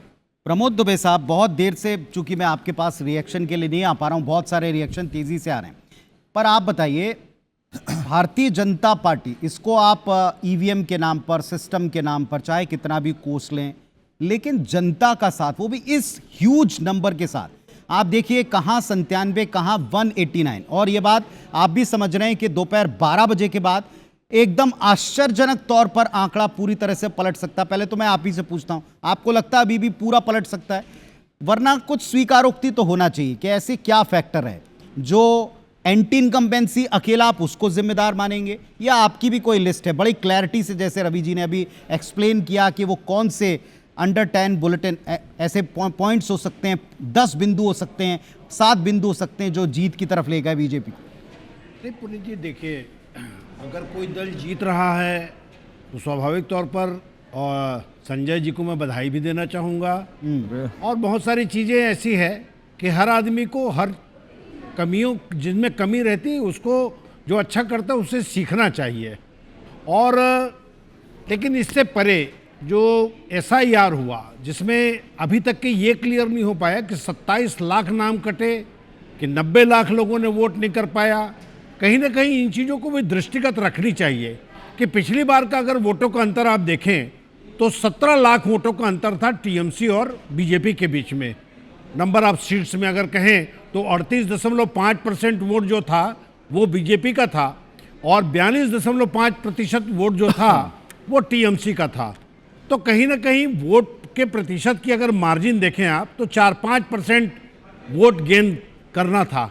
लेकिन ये भी बात, इस बात को भी कहीं ना कहीं नहीं नकारा जा सकता कि 6 महीने से आदरणीय गृह मंत्री जी और पूरी दिल्ली की सरकार कहीं ना कहीं वेस्ट बंगाल से ही चल रही थी, होटलों से।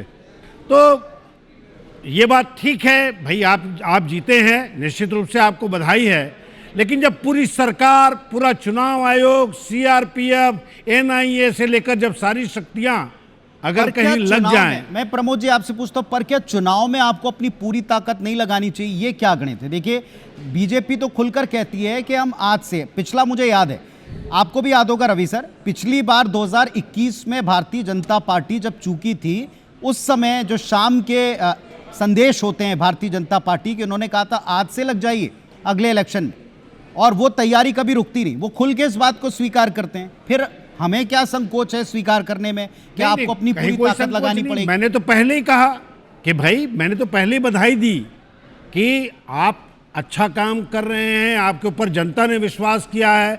हम कौन होते हैं आपको सर्टिफिकेट देने वाले? जनता ने जब आपको इतना बड़ा सर्टिफिकेट दिया है और हमको कहीं पीछे किया है, तो ये तो हमारे आत्ममंथन का विषय है, और इसमें सभी राजनीतिक दल कहीं ना कहीं इन चीजों को स्वीकारते हैं। पर किंतु परंतु में जो सिस्टम का साथ है, थोड़ा संजय जी इस पर उत्तर दे दीजिएगा जी, जरूर बताइएगा कि पूरा सिस्टम साथ आपके रहा है। SIR वो 90 लाख वोटर या वो 24-25 लाख वोटर कहाँ चले गए, क्यों गायब कर दिए गए? आप भी इस बात को क्रेडिट देते हैं कि उस सफाई का ही ये वजह है कि हमारे पास में अच्छा प्रतिशत है? देखिए पुनीत जी, जैसा कि मैं कह रहा था पिछले वक्तव्य में, सबसे पहले तो किसी भी चुनाव को जीतने के लिए दल की मजबूती चाहिए। विद्यालय, खेल अकादमी, कई प्रकार के 5000 बच्चों से बड़ा कैंपस आज विश्वविद्यालय की तरफ बढ़ रहा। मेरी अपनी ओर से बहुत बहुत बधाई। आज मैं यहाँ, मेरे साथ शिक्षा मंत्री माननीय इंदर सिंह परमार जी, माननीय प्रभारी मंत्री श्रीमान तुलसीराम सिलावट जी, हमारे प्रख्यात चिंतक माननीय सुरेश सोनी जी, माननीय अशोक पांडे जी, माननीय राजेंद्र जी, हम सब ने मिलकर आज इस भूमि पूजन कार्यक्रम में शामिल होकर समाज की एक बड़ी धरोहर की शुरुआत में साक्षी बने। चुनाव की बेला में वाकई दिल से बधाई दे रहे हैं, और ये माननीय गृह मंत्री जी के शब्दों में अंग बंग कलिंग, ये सब तरफ भाजपा का झंडा लहराया। असम ने फिर एक बार घुसपैठियों के खिलाफ राष्ट्रवादी शक्तियों की विजय की तरफ कदम बढ़ाए। जिस प्रकार से बंगाल की हालत हुई है, बंगाल आज़ादी के पहले से बहुत सक्षम, सबल और विकासपरक राज्य हुआ करता था।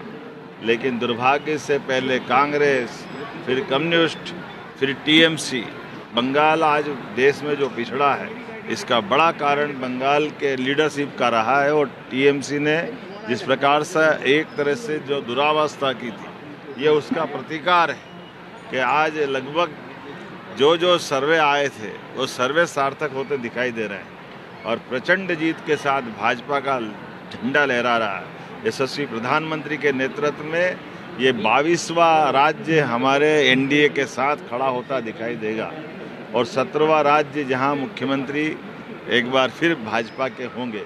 मैं अपनी ओर से बंगाल की जनता को बधाई देता हूं, 2 कारण से। एक तो भाजपा के प्रति प्रेम दिखाने के कारण से भी, और निर्वाचन की पूरी प्रक्रिया में बंगाल ने धैर्य के साथ तमाम हथकंडों को फेल करते हुए हिंसा, आतंक, अव्यवस्था, तमाम प्रकार की कठिनाइयों के बावजूद भी जनता अपने निर्णय के प्रति दृढ़ प्रतिज्ञ रही और भारतीय जनता पार्टी प्रचंड बहुमत से जीती। इसलिए बंगाल के मतदाताओं के साथ असम का और जहाँ जहाँ भी चुनाव हुए हम जीते हैं या कहीं कोई कारण से रह भी गए, तब भी मैं इस निर्वाचन की प्रक्रिया के सबको प्रचंड जीत हुई, वहाँ जिन चीजों पे आपका दौरा रहा, देखिए माननीय प्रधानमंत्री के नेतृत्व में सुशासन की बयार चल रही है।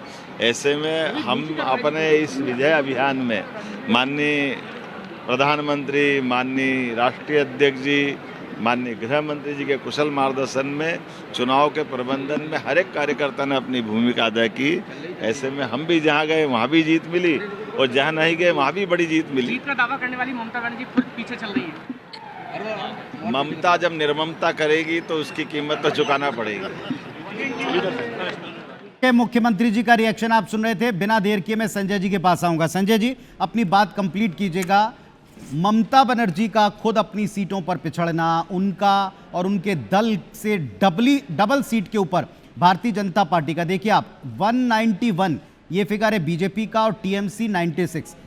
अगर 100 सीटों का सीधे तौर पर आपके पास फर्क है तो अब इसे पूरी तरह से बदल पाना मुझे नहीं लगता कि बहुत मुमकिन दिखाई पड़ेगा। संजय जी, फैक्टर्स पर बात कीजिए अब जरा। बिल्कुल, और उत्तर दीजिए प्रमोद जी की बात का कि आपने अब की बार सिस्टम का यूज किया, केंद्रीय बल का यूज किया, ये आरोप अकेले हैं या इनमें कोई देखिए प्रमोद दुबे जी ने जिस बात को कहा है, मुझे बड़ा आश्चर्य होता है।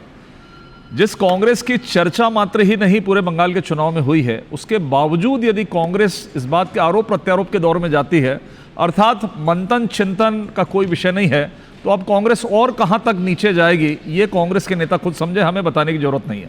लेकिन इस बंगाल के चुनाव के संदर्भ में आपने जिस बात को कहा कि जिस तरीके से कुछ फैक्टर्स के साथ में, जैसा कि रवि जी ने भी कहा, राष्ट्रीय सुरक्षा, मैं बार बार कह रहा हूं कि चुनाव जितना हमारा लक्ष्य नहीं है। हम चुनाव हारने के बाद अगले दिन से चुनाव लड़ते हैं, वो आपने कोट किया है, लेकिन राष्ट्रीय सुरक्षा आखिर हम चुनाव क्यों लड़ते हैं? हर 5 साल में हमको अपनी विश्वसनीयता, अपनी स्वीकार्यता सामने रखनी पड़ती है। हर 5 साल के अंदर में लोकतांत्रिक प्रक्रिया है। मैं फिर से कह रहा हूं, ये चुनाव तो हम जीते, सरकार भी हम बनाएंगे, लेकिन सबसे बड़ी जो हमारी उपलब्धि है इस चुनाव के अंदर में कि हम वहां लोकतंत्र को स्थापित कर रहे हैं। आखिर बंगाल अलग क्यों? केंद्र की योजनाओं का लाभ बंगाल के लोगों को क्यों नहीं मिलेगा? यदि डीए जो 7वां वेतनमान है वहां क्यों नहीं लागू हो रहा है? राज्य सरकार इसके लिए क्यों इस तरह का व्यवहार कर रही है?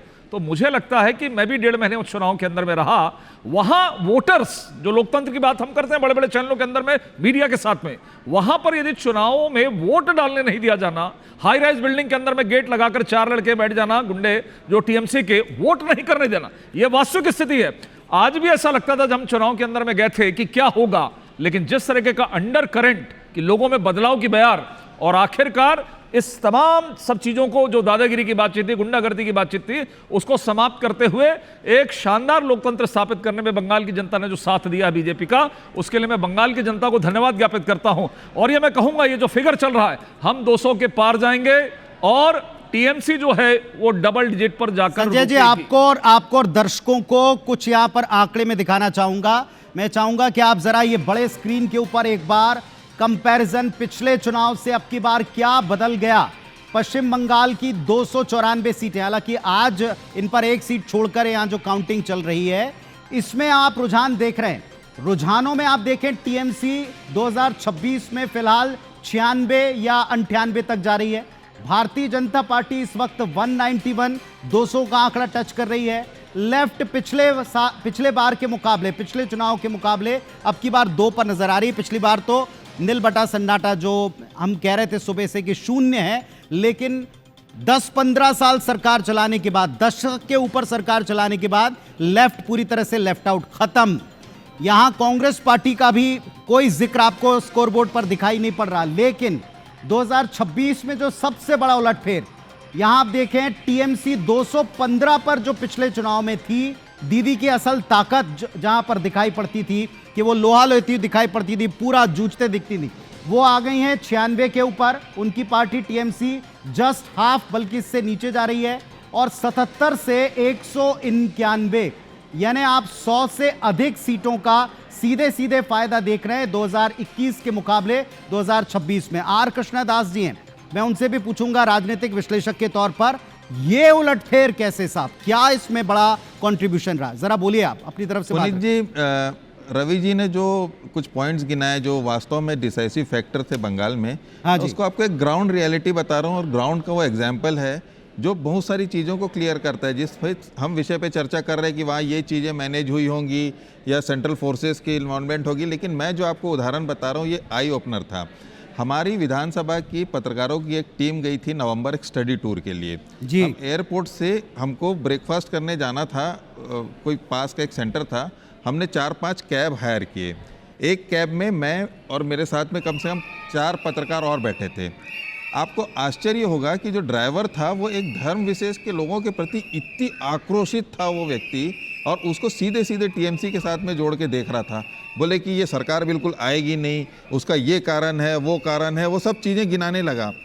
उतरते समय मैंने उससे पूछा, मैं बोला कि आपका ये जो उत्तेजना है, ये आपको मालूम है कि जो पीछे बैठे हैं वो किस धर्म के लोग हैं, क्या है?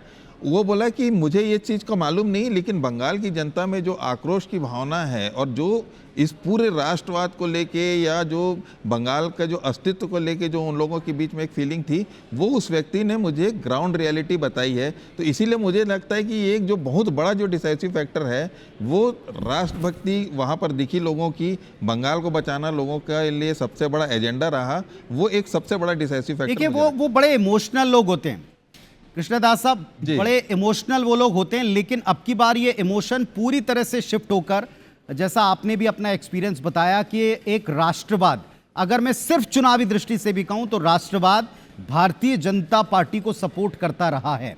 जैसे राम मंदिर वाला मुद्दा, पिछले और बाकी के इलेक्शंस की बात कर रहा हूं, देश के इलेक्शन के साथ, ये सपोर्ट करता रहा है।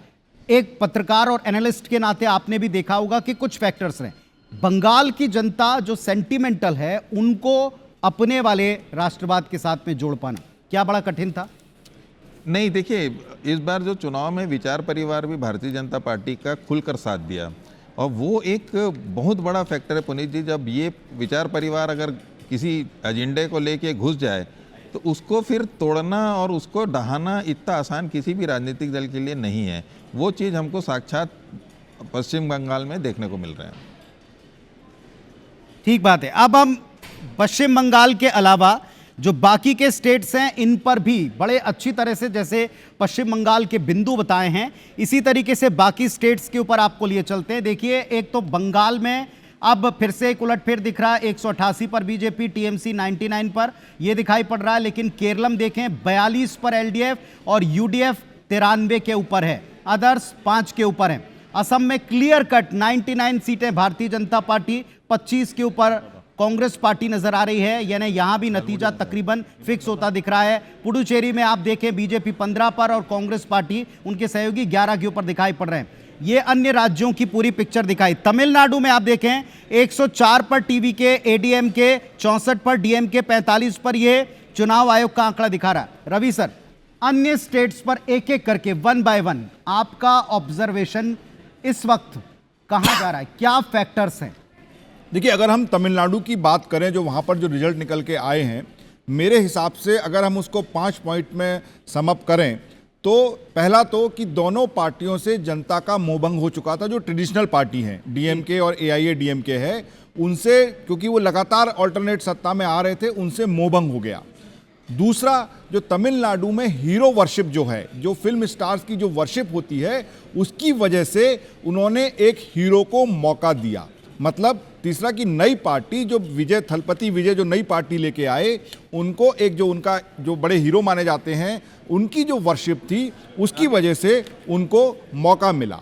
और इस रिजल्ट को देख के लगता है कि तमिलनाडु को सही में इस बार कुछ नया चाहिए था, जिसमें वो चाहे नई पार्टी हो, चाहे नया नेता हो, इसलिए उन्होंने वहां पर एक नए नेता को, एक नए अभिनेता को मौका दिया। और पांचवा, बीजेपी की वहां पर बैकडोर एंट्री हो सकती है एआईडीएमके और थलपति विजय के कंधे पर, क्योंकि वो एआईडीएमके के साथ गठबंधन में है और अभी तक के रुझानों से लग नहीं रहा कि थलपति विजय अकेले सरकार बना सकेंगे, तो उन्हें सहयोगियों की जरूरत होगी, जिसमें कि एआईडीएमके उनका सबसे बड़ा सहारा हो सकता है। तो ये तमिलनाडु का सिनारियो मुझे समझ में आता है। हालांकि अभी भी आप देखिए उनका आंकड़ा रवि जी, टीवीके का 105, मतलब वो नीचे नहीं आ रहा, बहुत देर से 100 के ऊपर है।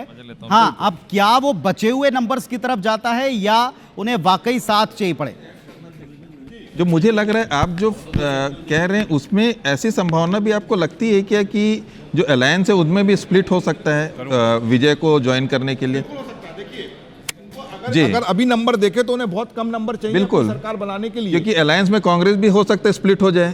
कांग्रेस को बहुत ज्यादा सीटें नहीं आ रही, बहुत कम सीटें कांग्रेस की हैं, 5 के आसपास उनका है। मुझे लगता है उसी के विधायक भी टूट के एक अलग गुट बना लें और उनको समर्थन करें। जी जी, आप लोग दोनों जिस अलायंस की बात कर रहे हैं, देखिए आप तमिलनाडु में अगर आप देखें तो डीएमके प्लस में कौन कौन, Congress party, DMDK, VCK, CPIM, CPI और आईयूएमएल ऐसे दल हैं, जबकि एआईडीएमके जिसकी चर्चा आप लोग कर रहे हैं, इसमें भारतीय जनता पार्टी, पीएमके और एएमएमके, जिनको 22 से 32 सीटें दिखाई जा रही थी, वो आज की तारीख में साथ दे सकते हैं क्या सरकार बनाने को लेकर तमिलनाडु में, जहां आप देखिए टीवीके 105 पर है और एआईएडीएमके 63 के आसपास दिखाई पड़ रहा है।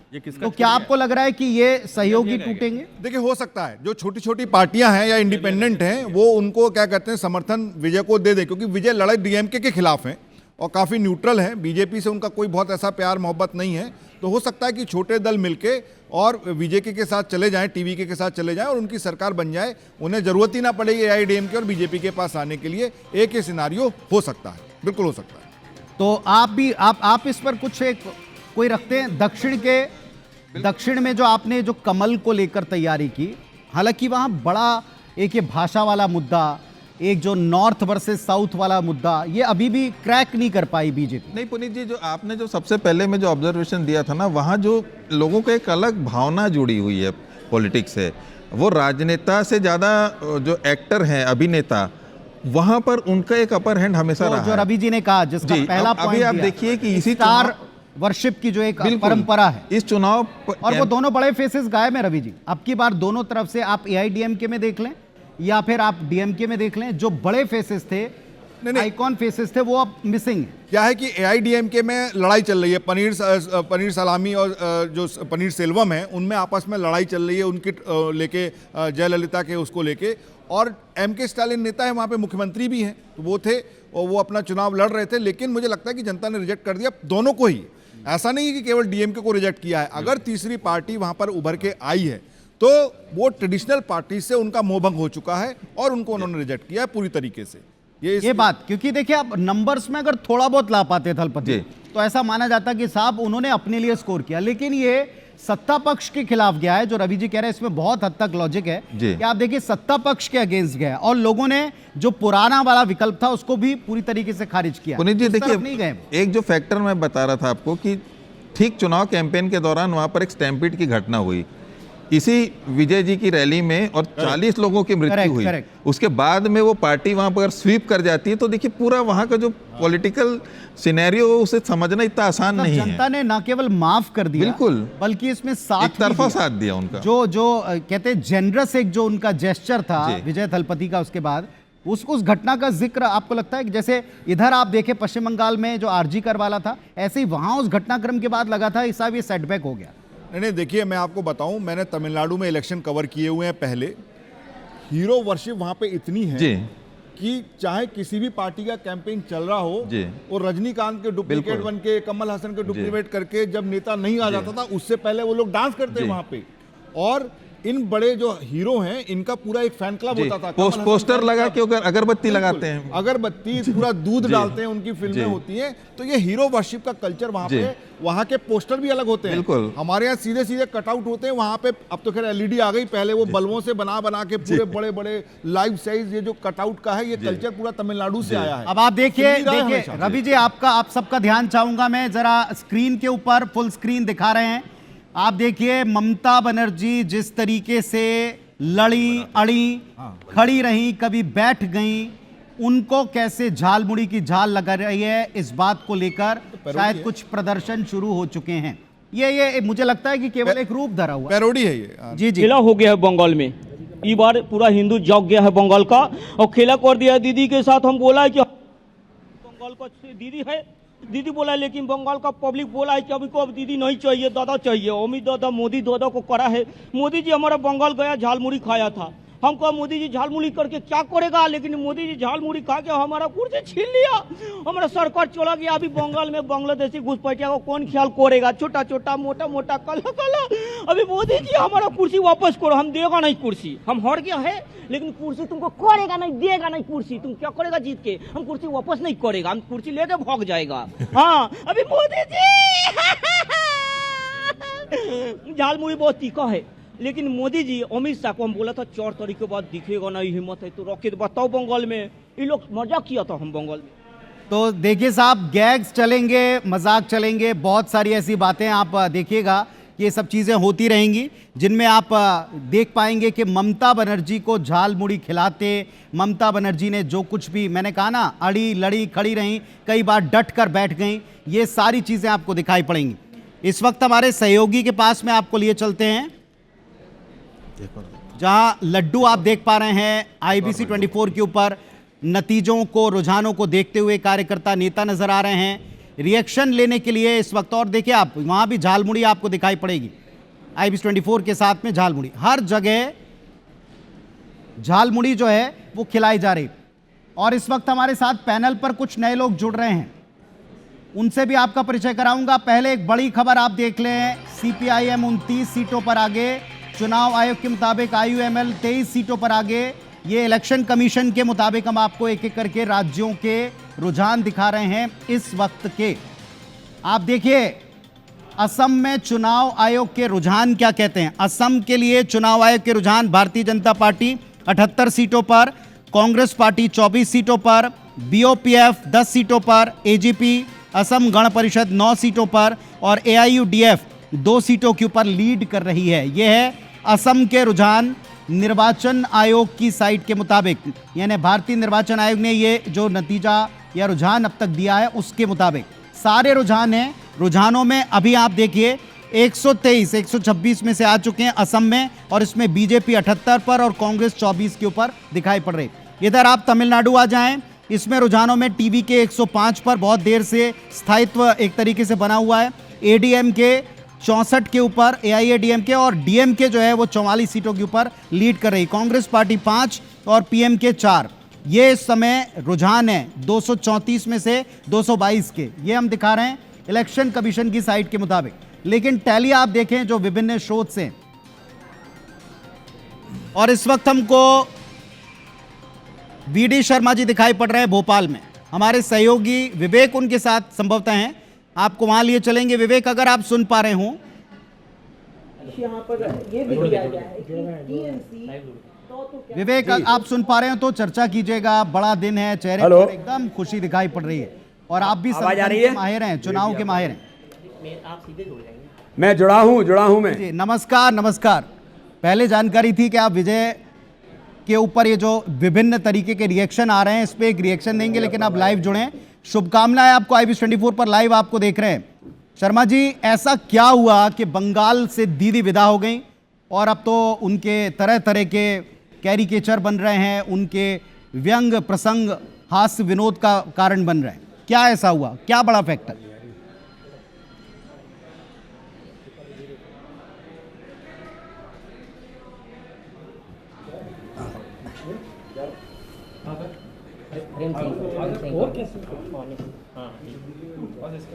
जी शर्मा जी, मेरी आवाज आ रही है आपको? संभवतः मेरी आवाज उन तक नहीं पहुंच पा रही।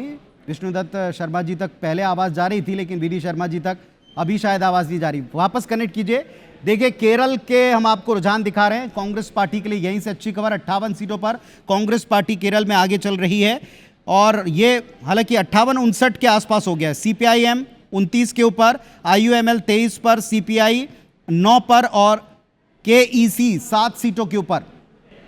वीडी शर्मा जी हमारे साथ में जुड़े हुए हैं। वीडी जी, आपको शुभकामनाएं IBS 24 की तरफ से भी, दर्शकों की तरफ से भी। और आप देखिए, अभी जो रुझान है इसमें दीदी को लेकर अब थोड़े से व्यंग कसे जाने लगे हैं। उनकी जो भी बातें थी, जो हट था उनका, जो उनके जुझारूपन को दर्शाता था, अब वही उनके खिलाफ इस्तेमाल किया जा रहा है। क्या बड़ा फैक्टर आपके मुताबिक रहा, क्योंकि आपने भी वहां काफी हद तक मेहनत की, वो मेहनत अकेले रंग लाई है या बंगाल की जनता आजे जा चुकी थी वाकई?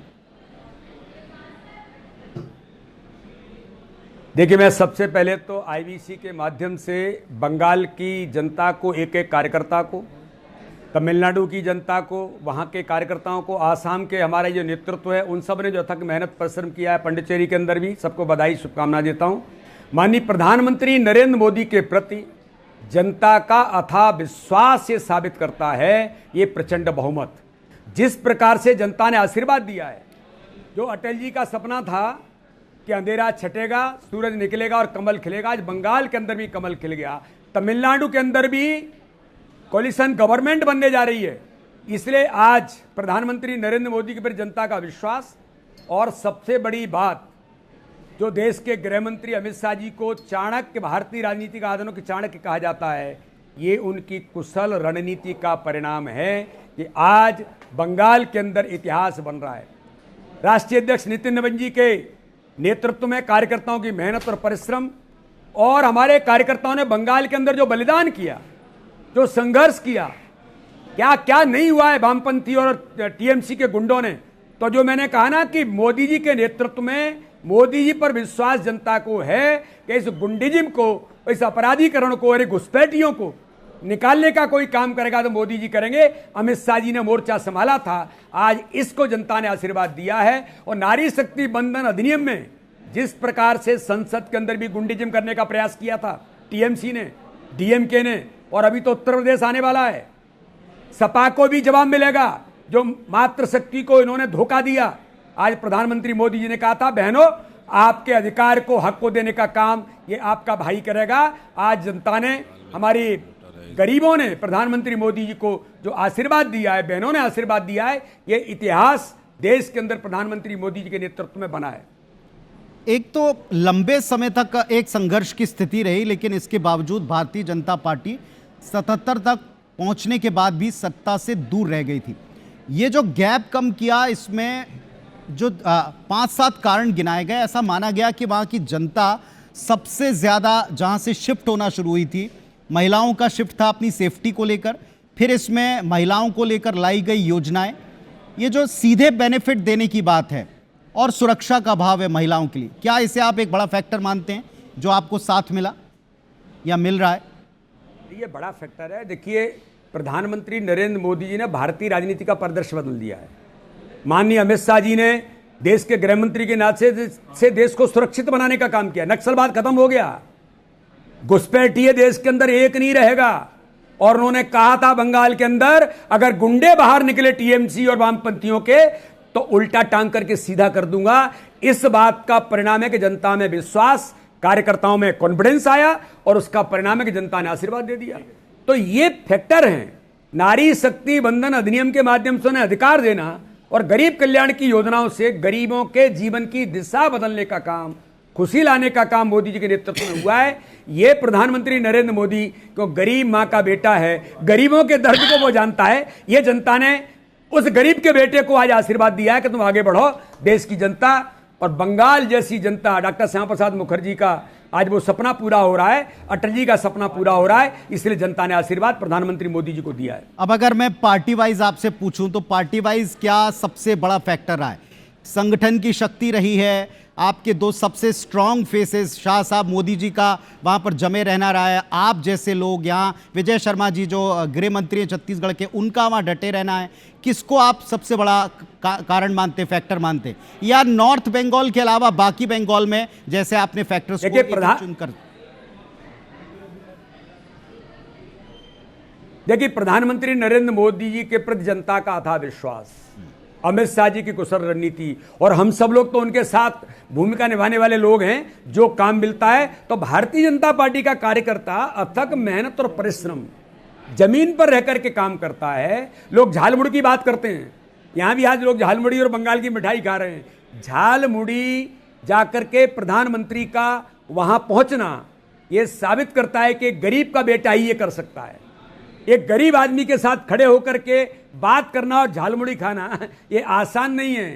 राहुल गांधी को 0 अंक मिला है, 0। सबको झाल लगा दिया आपने, तो भी हार हो रही है देश के अंदर। सबको झाल लगा दी वहां पे सबको झाड़ लगी है, उन्होंने तो कहा था प्रधानमंत्री ने जी। वाह, मतलब आज की तारीख में तो मैं कहूंगा कि एक राष्ट्रीय डिश बन गई है। प्रधानमंत्री मोदी जी को आशीर्वाद दे रही है, एक राष्ट्रीय डिश बनकर उभर जाएगी। देखिए, आप इतनी झालमुड़ी ना कभी चर्चा में रही होगी, ना कभी इतनी खाई खिलाई गई होगी, हर एक टेबल पर है। आपने चखी कि नहीं इसको लेकर के? सबको चखा दी कि नहीं आज? है ना, मेरे टेबल पर भी है। चलिए, आप भी आनंद उठाइएगा, बंगाल की मिठाई भी लोग खा रहे हैं, आप भी आनंद उठाइएगा। आपको बहुत सारी शुभकामनाएं देते हैं कि आपने वक्त निकाला हमारे लिए। तो खजुराहो से सांसद भारतीय जनता पार्टी के कुशल एक नेतृत्व करता, जिन्होंने चुनाव और चुनावी मैनेजमेंट को अच्छी तरीके से धरातल पर उतारा। और इधर देखिए, मेरे सहयोगी सौरभ परिहार भारतीय जनता पार्टी के दफ्तर रायपुर में इस वक्त मौजूद हैं, और यहां भी झालमुड़ी ही पीछे खाई और खिलाई जा रही है। साथ में प्रदेश अध्यक्ष किरण देव साहब भी हैं। सौरभ, आपके पास आ रहे हैं, जरा देखिए और बताइए कि आज झालमुड़ी इसके अलावा कुछ और है या नहीं है? रवि जी हर जगह पर, फिलहाल सौरभ का रुख करते हैं। सौरभ। बिल्कुल देखिए पुनीत, ये बीजेपी का कार्यालय है जहां पर झालमुड़ी जो है दिया जा रहा है। ये महिला मोर्चा की पदाधिकारी है और घर से बनाकर जो है लाया गया है। और स्वाभाविक तौर पर आज जो है पूरे देश भर में जो है बीजेपी के कार्यकर्ता जो है झालमुड़ी ही खा रहे हैं, क्योंकि प्रधानमंत्री नरेंद्र मोदी ने जो है सबसे पहले जो झालमुड़ी खाकर एक बड़ा संदेश दिया था बंगाल में कि किस तरीके से जीता जा सकता है। आपने बनाया, ये कहाँ से बनाया? आप लोग घर से बना कर? जी, हम घर से बना के तैयारी करके आए थे। यहाँ हमने जैसे जीत हुई तो हम बनाना स्टार्ट किए, कटिंग किए और अभी सभी को खिला रहे हैं। आप लोग भी खाइए। जी बिल्कुल, हमको भी जो आज झालमुड़ी खाना ही होगा, क्योंकि जिस तरीके से पूरा देश आज जो है झालमुड़ी खा रहा है, स्वाभाविक तौर पर और भी जो है ये है। हम जो सीधे बातचीत करेंगे भाजपा के अध्यक्ष और जो अभी बीजेपी के कंट्रोल रूम पे है, कंट्रोल रूम में उनसे, मैडम एक मिनट बाहर निकलेंगे, हमारे साथ जो भाजपा के अध्यक्ष जो है उनसे बातचीत करेंगे। भाजपा के अध्यक्ष जो है किरण देव जी है, उनसे बातचीत करते हैं वो क्या कहते हैं। और इससे पहले कि आप झालमुड़ी का जो स्वाद जो है से खाने बोलोगे, पूरा देश आज झालमुड़ी हाथ से खाते हैं, चम्मच से खा रहे हैं। भाजपा के प्रदेश अध्यक्ष जी से बात करते हैं। विजय के लिए उनको बहुत बहुत बधाई देता हूँ, ढेर सारी शुभकामनाएं। क्या कहेंगे? तो आपने सुना, बहुत बधाई, बहुत बहुत अभिनंदन पूरे देशवासियों को और आदरणीय प्रधानमंत्री नरेंद्र मोदी जी के नेतृत्व में, आदरणीय राष्ट्रीय अध्यक्ष जी के नेतृत्व में, नितिन नवीन जी के, और जिस तरीके से आदरणीय गृह मंत्री अमित शाह जी ने और पूरे पश्चिम बंगाल में, और ये बड़ा परिवर्तन है और बड़े लंबे समय से, और दिन रात वहाँ के कार्यकर्ताओं को बधाई, वहाँ की जनता का अभिनंदन। एक बहुत इंतजार था वर्षों का कि किस तरीके से जैसे भय और आतंक वहाँ पर फैला हुआ था पश्चिम बंगाल में, और ममता बनर्जी वहाँ की मुख्यमंत्री रहते। सर, हम दर्शक ये जानना चाह रहे हैं, बंगाल में क्या जादू किया आप लोगों ने जो खेला कर दिया वहाँ पे? नहीं, बहुत अच्छे से, और आपने देखा कि बहुत ही मेहनत, आदरणीय प्रधानमंत्री जी ने इतनी रैलियां की वहाँ, इतनी सभाएं की, आदरणीय राष्ट्रीय अध्यक्ष जी ने भी, और अमित शाह जी तो वहीं पे जम के रहे हैं। उन्होंने एक भय का वातावरण था और जनता में वहां पर बहुत ही ज्यादा एक वो था कि कब इससे मुक्ति मिले, और ऐसा वातावरण तैयार किए, और जिससे कि जनता घर से निकली वहां बिना भय के, और उन्होंने अपने अब विपक्ष क्या कहेंगे? विपक्ष का आरोप जो है फिर से किस तरीके से लगेगा? नहीं, विपक्ष को कहने लायक कुछ है ही नहीं। विपक्ष का क्या कहना है? विपक्ष का जिस तरीके से पूरे पश्चिम बंगाल की दुर्दशा हो रखी थी, सभी इसमें शामिल थे, सारा विपक्ष इसमें शामिल था और जनता ने इसको सबक सिखाया है। पुनीत जी, अगर आपसे आपका कोई सवाल हो किरण देव जी के साथ, तो जो सीधे आपसे बातचीत करेंगे अगर आपको कोई सवाल हो तो। बिल्कुल किरण जी, आपने और यहाँ भारतीय जनता पार्टी के कई नेताओं ने जो सत्ता में थे, संगठन में थे, बीजेपी के कई नेता वहां पर पूरी तरह डटे रहे, जुटे रहे, लगे रहे। सबसे बड़ी चीज जो बंगाल की जनता से आप लोग बात करके कॉन्फिडेंट होते चले गए, वो सबसे बड़ा फैक्टर आपके लिए क्या है? नहीं, देखिए, बहुत भारतीय जनता पार्टी पूरे देश में एक परिवार के रूप में काम करने के लिए जानी जाती है। हर चुनाव में छत्तीसगढ़ से भी बड़ी संख्या में, जैसा राष्ट्रीय अध्यक्ष जी का निर्देश होता है, और उसमें हमारे यहाँ के जनप्रतिनिधि, हमारे यहाँ के सभी वरिष्ठ नेतागण, हमारे विधायक, सांसद, हमारे पदाधिकारियों ने लंबा समय पश्चिम बंगाल में दिया है और वहाँ के कार्यकर्ताओं के साथ समन्वय करके, और आज ये परिणाम है। आदरणीय प्रधानमंत्री नरेंद्र मोदी जी को, आदरणीय राष्ट्रीय अध्यक्ष जी नितिन नवीन जी को और अमित शाह जी को, आदरणीय गृह मंत्री हमारे, उनको बहुत बहुत बधाई, अभिनंदन। पूरे बंगाल की जनता को मैं अभिवादन करता हूं, अभिनंदन करता हूं कि एक भय और आतंक का जो पश्चिम बंगाल में लगातार पिछले कई वर्षों से, 15 वर्ष तो टीएमसी का हो गया, उसके पहले से ही जो बना हुआ था, उससे मुक्ति मिली। अब आदरणीय प्रधानमंत्री जी के नेतृत्व में वहां पर नए तरीके से जो विकास के नए आयाम और नए कीर्तिमान तय होंगे। এটা বিজেপির প্ল্যান।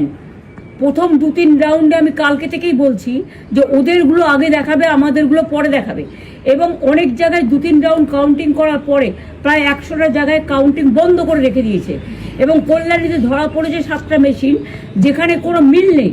এটা টোটাল ফোর্সফুলি সেন্ট্রাল ফোর্সকে দিয়ে চারিদিকে তৃণমূল কংগ্রেসের উপর অত্যাচার করছে, অফিস ভাঙছে, জোর করে দখল করছে। এসআইআর নামে আপনারা দেখেছেন ভোট লুট করেছে যাতে যে সিটগুলো জিততে পারে, কিন্তু এখনও এমন 70টা সিট আছে, 100টা সিট আছে যেগুলো আমরা এগিয়ে আছি সেগুলো বলছে না, টোটালটাই মিথ্যে নিউজ খাওয়াচ্ছে। আগে ডিআইসিও এই খবরগুলো দিত, কিন্তু তাকে কালকে চেঞ্জ করে দেওয়া হয়েছে। টোটালটাই ইলেকশন কমিশন নিজের ইচ্ছে মতো খেলছে এবং সাথে কেন্দ্রীয় বাহিনীকে নিয়ে, এবং আমাদের পুলিশরা টোটাল মাথা নত করে কেন্দ্রীয় বাহিনীর আন্ডারে কাজ করছে। সুতরাং আমি সব আমাদের কাউন্টিং এজেন্টদের, আমাদের সমস্ত পার্টির কর্মীদের বলবো অত মন খারাপ করার কারণ নেই। আমি বলেছিলাম সূর্যাস্ত পরে আপনারা জিতবেন। 3 রাউন্ড 4 রাউন্ড কাউন্ট হলেও এটা 14 রাউন্ড থেকে 18 রাউন্ড কাউন্ট হয়, তখন আপনারা জিতবেন। Wait and see, watch. আমরা সবাই আপনাদের সাথে আছি, আপনারা কেউ ভয় পাবেন না, নিশ্চিন্তে থাকুন, আমরা বাঘের বাচ্চার মতো লড়াই করে যাব। ममता बनर्जी का पहला रिएक्शन आया और ममता बनर्जी ये कह रही हैं कि अभी भी झूठ फैलाया जा रहा है। वो कह रही हैं शाम को हम ही जीतेंगे, हमारे ही पक्ष में नतीजे आएंगे। कार्यकर्ताओं से कह रही हैं आप डरिए मत, घबराइए मत, ये झूठ फैलाया जा रहा है। यानी टीएमसी को 96 जो नंबर्स दिख रहे हैं ये झूठ हैं। फिलहाल जो बीजेपी 200 के पास जा रही है वो झूठ है। ये पहला रिएक्शन है ममता बनर्जी का जो हम सुबह से लेकर अभी देख रहे हैं। शुरुआत में उन्होंने कहा कि रुझान है, बहुत अर्ली है कहना, इंतजार कीजिए, लेकिन अब ममता बनर्जी कह रही हैं झूठ फैलाया जा रहा है, डरिए मत, इंतजार करिए, नतीजे हमारे पक्ष में आएंगे। ममता बनर्जी का फर्स्ट रिएक्शन ये है इस पूरे काउंटिंग को लेकर। उन्होंने कहा कि हमने कई सारी जगहों पर अपना विरोध दर्ज कराया लेकिन इस पर कोई रिएक्शन नहीं हुआ, और ये एक फिर आरोप लगा रही हैं। लेकिन बड़ा मैसेज वो अभी दे रही हैं कि अभी भी नतीजे उनके पक्ष में शाम तक जाएंगे। ये जो सामने आ रहा है ये झूठ फैलाया जा रहा है। अब किस तरीके से आप अपनी हार को एक्सेप्ट करते हैं ये भी एक बड़ी बात है। इस वक्त हमारे साथ केदारनाथ गुप्ता जी, भारतीय जनता पार्टी, बहुत बहुत धन्यवाद। हम उनकी चरण वंदना करते हैं जो